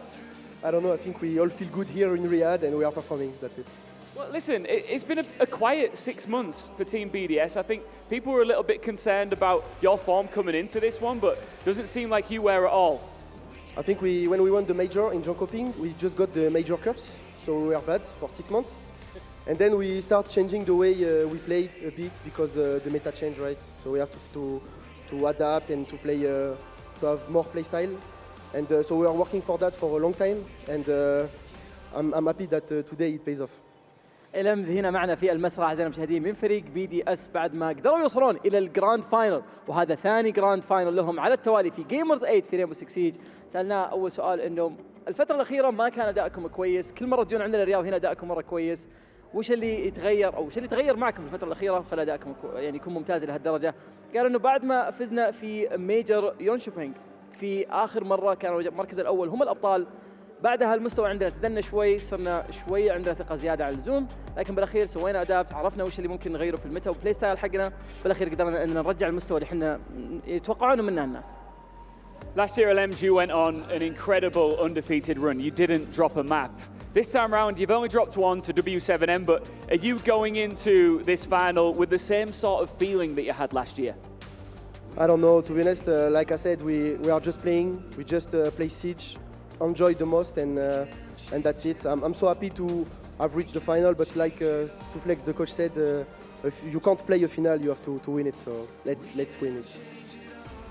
إلمز هنا سألناه سؤال على السريع، قلنا له الفترة الأخيرة ما خسرتوا ولا جيم، السنة الماضية ما خسرتوا ولا جيم، لكن المرة هذه في جيمرز 8 خسرتوا ما بواحد قدام فريق W7M، فهل ممكن انكم يعني تقابلونهم في النهائي وتبي المقابلة هذه تصير مع W7M او ممكن انك تفضل M80 اكثر؟ يقولون انه احنا ما ندري صراحة، ما عندنا احد مفضل، واحنا فقط جايين هنا عشان نلعب ريمبو 6 سيج وما جينا نسوي شيء ثاني، وزي ما قال الكوتش حقنا اذا انت ما جيت عشان تلعب الفاينل المفروض انك ما تكون موجود هنا. Alems, as we always say, the job is not done. M80, W7M. Do you want the rematch, or do you want to prove against another top team that you're the best? We just want the best team. Just want the best team. All right, well, have a quick glance over your shoulder. One best of 5 away from that, and a big chunk of cash. How much are you thinking about the money right now? To be honest, obviously a bit, but obviously, but I won't lie, to be honest. But the most important thing for me is that we find like a new way to play and to be kind of good again, and this is the best feeling for me. What a nice and honest answer. He did actually admit there that he is thinking about the cash, which is, of course, you can't blame him, right, Fancy? Yeah, can't really blame him. Do you think it would be rude to not just give a shout out to Team Falcons, by the way? The crowd here have been amazing. So guys, give yourselves a round of applause. And to, of course, our losing team, Team Falcons. Should we talk to? Yeah, I have to talk to Falcons. So just give me a second, Ian. I need to grab one of them. Mad Skills. أول شيء يقول لك أعطيك ألف عافية. أتوقع أنك بيضت وجيه كل اللي موجودين هنا اليوم عندنا في المدرجات. وأكيد إنه يعني الوضع الحين شوي ايموشنال بالنسبه لكم، لكن ابيك بس تعطيهم كلمه. اول شيء اشكر الجميع اللي دعمونا اثناء البطوله يعني، ونعذر لهم ان احنا ما قدرنا نحقق البطوله، بس ان شاء الله ان في المرات الجايه راح نصحح الاغلاط اللي سويناها ونؤدي اداء افضل باذن الله. يعطيك الف عافيه، ما قصرت. لكن ماد سكيلز نفس الوقت فريق فالكونز كل مره نشوفهم على اي مسرح دائما نشوفهم اون بار مع كل الفرق الثانيه العالميه. مستواكم ما عاد صار نسميه محلي، مستواكم صار عالمي. فبرايك ايش المستقبل لهذا الروستر بعد بطوله جيمرز 8؟ احنا تطلعاتنا دائما احنا نكون في التوب. البطولات اللي لعبناها سابقا كانت نواجه بعض المشاكل من ناحيه سفر لعيبه او عدم توفر اللعيبه في الوقت المناسب يعني، بس ان شاء الله البطولات الجايه راح نكون مستعدين للموضوع يعني، ونحقق المركز الاول ونجيب اول بطوله عالميه لنا ان شاء الله. يعطيك الف عافيه ركان، وباذن الله ما هي نهايه مسيره الراستر هذا، باذن الله نشوفكم يوم من الايام ترفعون كاس عالمي. شباب الجمهور، تحيه اخيره لفريق فالكونز على ادائهم الرهيب، كل اللي قدموه معنا في البطوله. شكرا ركان، اعتزت معنا في المقابله، بالتوفيق لكم ان شاء الله. I just had a word with Mad Skills talking about what's the future for this roster after they finished Gamers8 run, and they're saying that we're just going to focus on trying to get our first international title. It might not happen now, but it will happen later. And lately we had a lot of problems when it comes to having all the players available for all the tournaments that we participate in.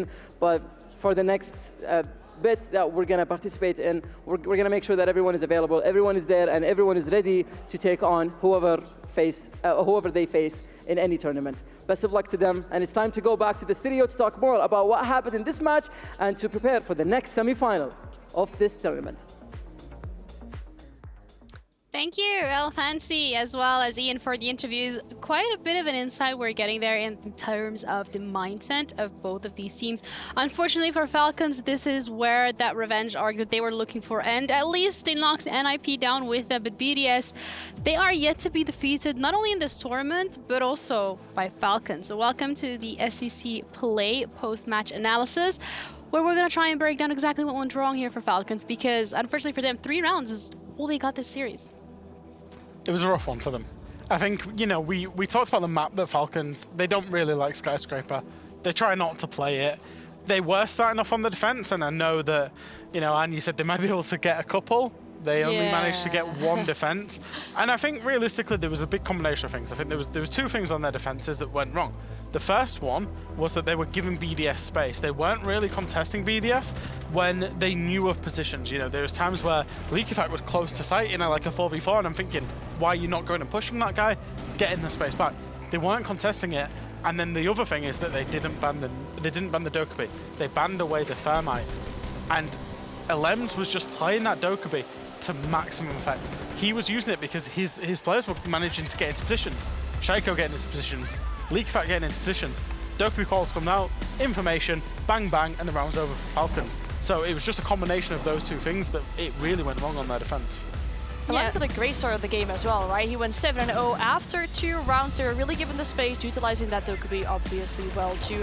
On the side of Falcons, they went T and karaoke 4 times. Yeah. And unfortunately, they were able to not even win it a singular round. And at that point, it feels like you're playing an official, like a scrim, just trying to keep improving on the same bomb side, just to eventually drag that win over the line.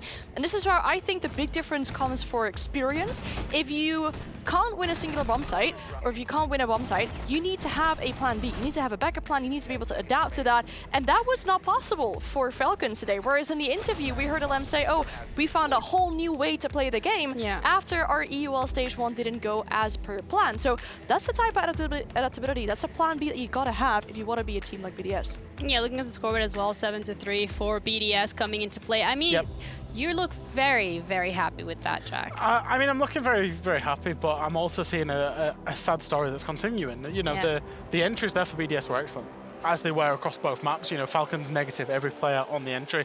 But I think it just shows the strength that, you know, BDS have in the Leakyfact and Shaiko back at the top of the scoreboard, but Alems had a great day. We've seen Renshi have a great day.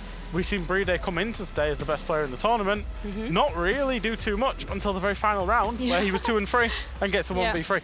So I think for BDS's point of view, as the winners, you know, they're feeling good. I think every player individually will be feeling good after the past few days, because they've won absolutely everything. Yeah. They're playing out of their skin individually, but also as a collective. Yeah, and that's also the question that Ian asked in the interview, saying like, is it the air of Riyadh that just make you guys play better? Like, what is going on? Because when we started the year, stage 1 of EUL, BDS was not hitting the mark. They even lost the last chance qualifier for the major there. They didn't have the best run either. So coming here and changing that play style, as Alem said it themselves, they finally had the chance to adapt to the meta. But it also then brings the question of, when the next meta runs around, how long is it going to take them to adapt again?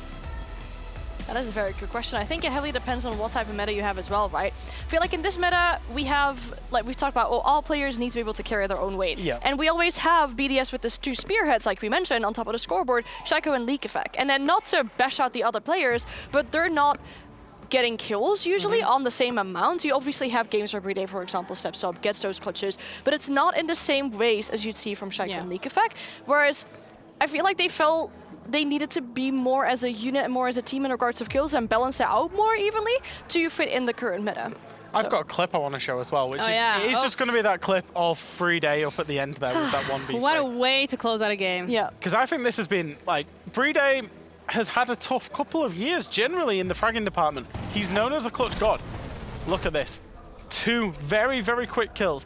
But this isn't why I want to show you the replay. He gets us the 1v1. It's what happens during the 1v1. You can see Leakifak, Renshi, Shaiko, Elems, all of them are on the Valkyrie cameras calling for him. The yellow ping comes out on the diffuser. So they have information on the diffuser, they have the information on the site. So you've got Jalad who has to then pick up the diffuser, try and bait out an engagement with Everyday, because if not, Everyday could just run away and win the round on time. And then once again plays it super smartly to just stay downstairs, take the yellow ping onto the player that's planting and win it out there. So not only has he got that great gun skill, you can see that BDS operating as a team, the information that they've got and the utilizing between the players, the communication, makes a perfect 1v3 clutch that wins on the game. I have a question for you, because you said that Everyday is one of the players that has had a rough couple of years when it comes to the, getting some of these frags. Does this clip make up for it? In your books? I think it does. I think, I actually spoke to Everyday at the media day about how the role of a support has changed. A support in the current meta is expected to frag out. Now, Everyday is in that conversation inside of Rainbow Six Siege across the world in the list of the best supports that's ever played this game. But that support role has changed, and he's had to adapt, and he's had to improvise and change his game and get more kills, get more frags, and get more clutches, and that's exactly what we're seeing in this tournament. Yeah, and when it comes to the MVP for this series as well, we have the Kyria MVP as usual, and that's going to be Shaiko, if I remember that correctly. I mean, when it comes to these individual players from BDS, Shaiko is one of the people that has got that MVP award last year as well, and with the fact that they're going into the finals, they have secured themselves that spot, it's looking more than likely that he's going to be able to get that once again. Yeah, we talked about it earlier, right? When we had the Games Without Borders qualifiers, there were rounds or maps or games where Shaiko had inconsistent games, and then if that's one person you're relying on for your team to really step up, that doesn't really help in regards of performances. But he had a really good Chalet, and he had a really good Skyscraper as well, so the consistency is definitely here for this tournament. His nades, obviously, as well, on the attack with the Yana. I mean, I thought there was maybe a possibility that, oh, maybe Falcons ban out his Yana, because it's an operator that we know Shaiko loves to use. He's been so good with those nades, and I feel like he can definitely continue that on future maps. Coming into this tournament, he had 50 kills, which was the most amount of kills on anybody from BDS. He didn't have the most plus in the KD, that was Everyday. But one thing that, when you see these highlights rocking from Shaiko, is he shows the FPS side of this game excellently.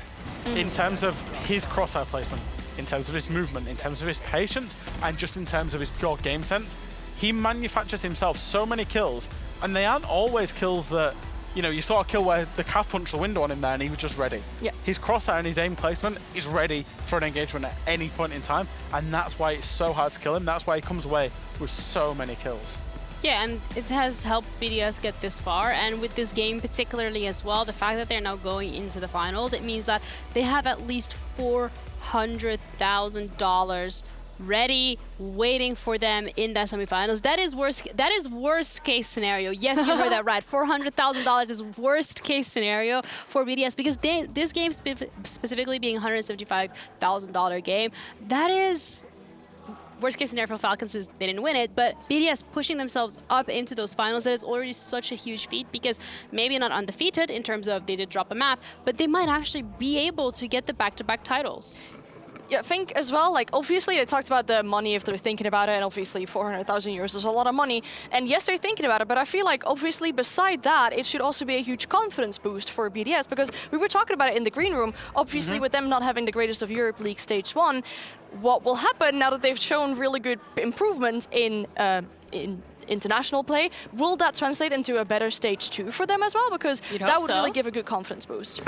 I just think this is very subjective, but I think they're a warm weather team. I know they won the major in Jönköping and it was cold, but this time last year, we were saying the same things about BDS of they didn't have a great start to 2022, but they came to Gamers8 last year, won it, and that spiraled them all the way to a major win. It kind of feels the same again, because the start of 2023 for BDS, not good. Final of Gamers8, and where will we go from here? They just need the Riyadh heat from Gamers8 to keep them going, right? I mean, that's one thing we've not spoken about. Get warmed up. They are only one of 2 teams that has actually attended this before. Yeah. You know, for a lot of teams, this will have been the first time to the Middle East, the first time to Riyadh, the first time, you know, in terms of the tournament and changed it up, whereas BDS came in, they knew what to expect. It's the same hotel, the same venue, you know, the same practice rooms and everything like that. And that will have been an advantage to them. Yeah. I mean, it's going to be W7N up against M80, which is the next map coming up to decide which team is going to be facing BDS in the finals. We're going to take a break, and we'll be back at 19:30 CST with the second best of 3 of today and the final semi-final.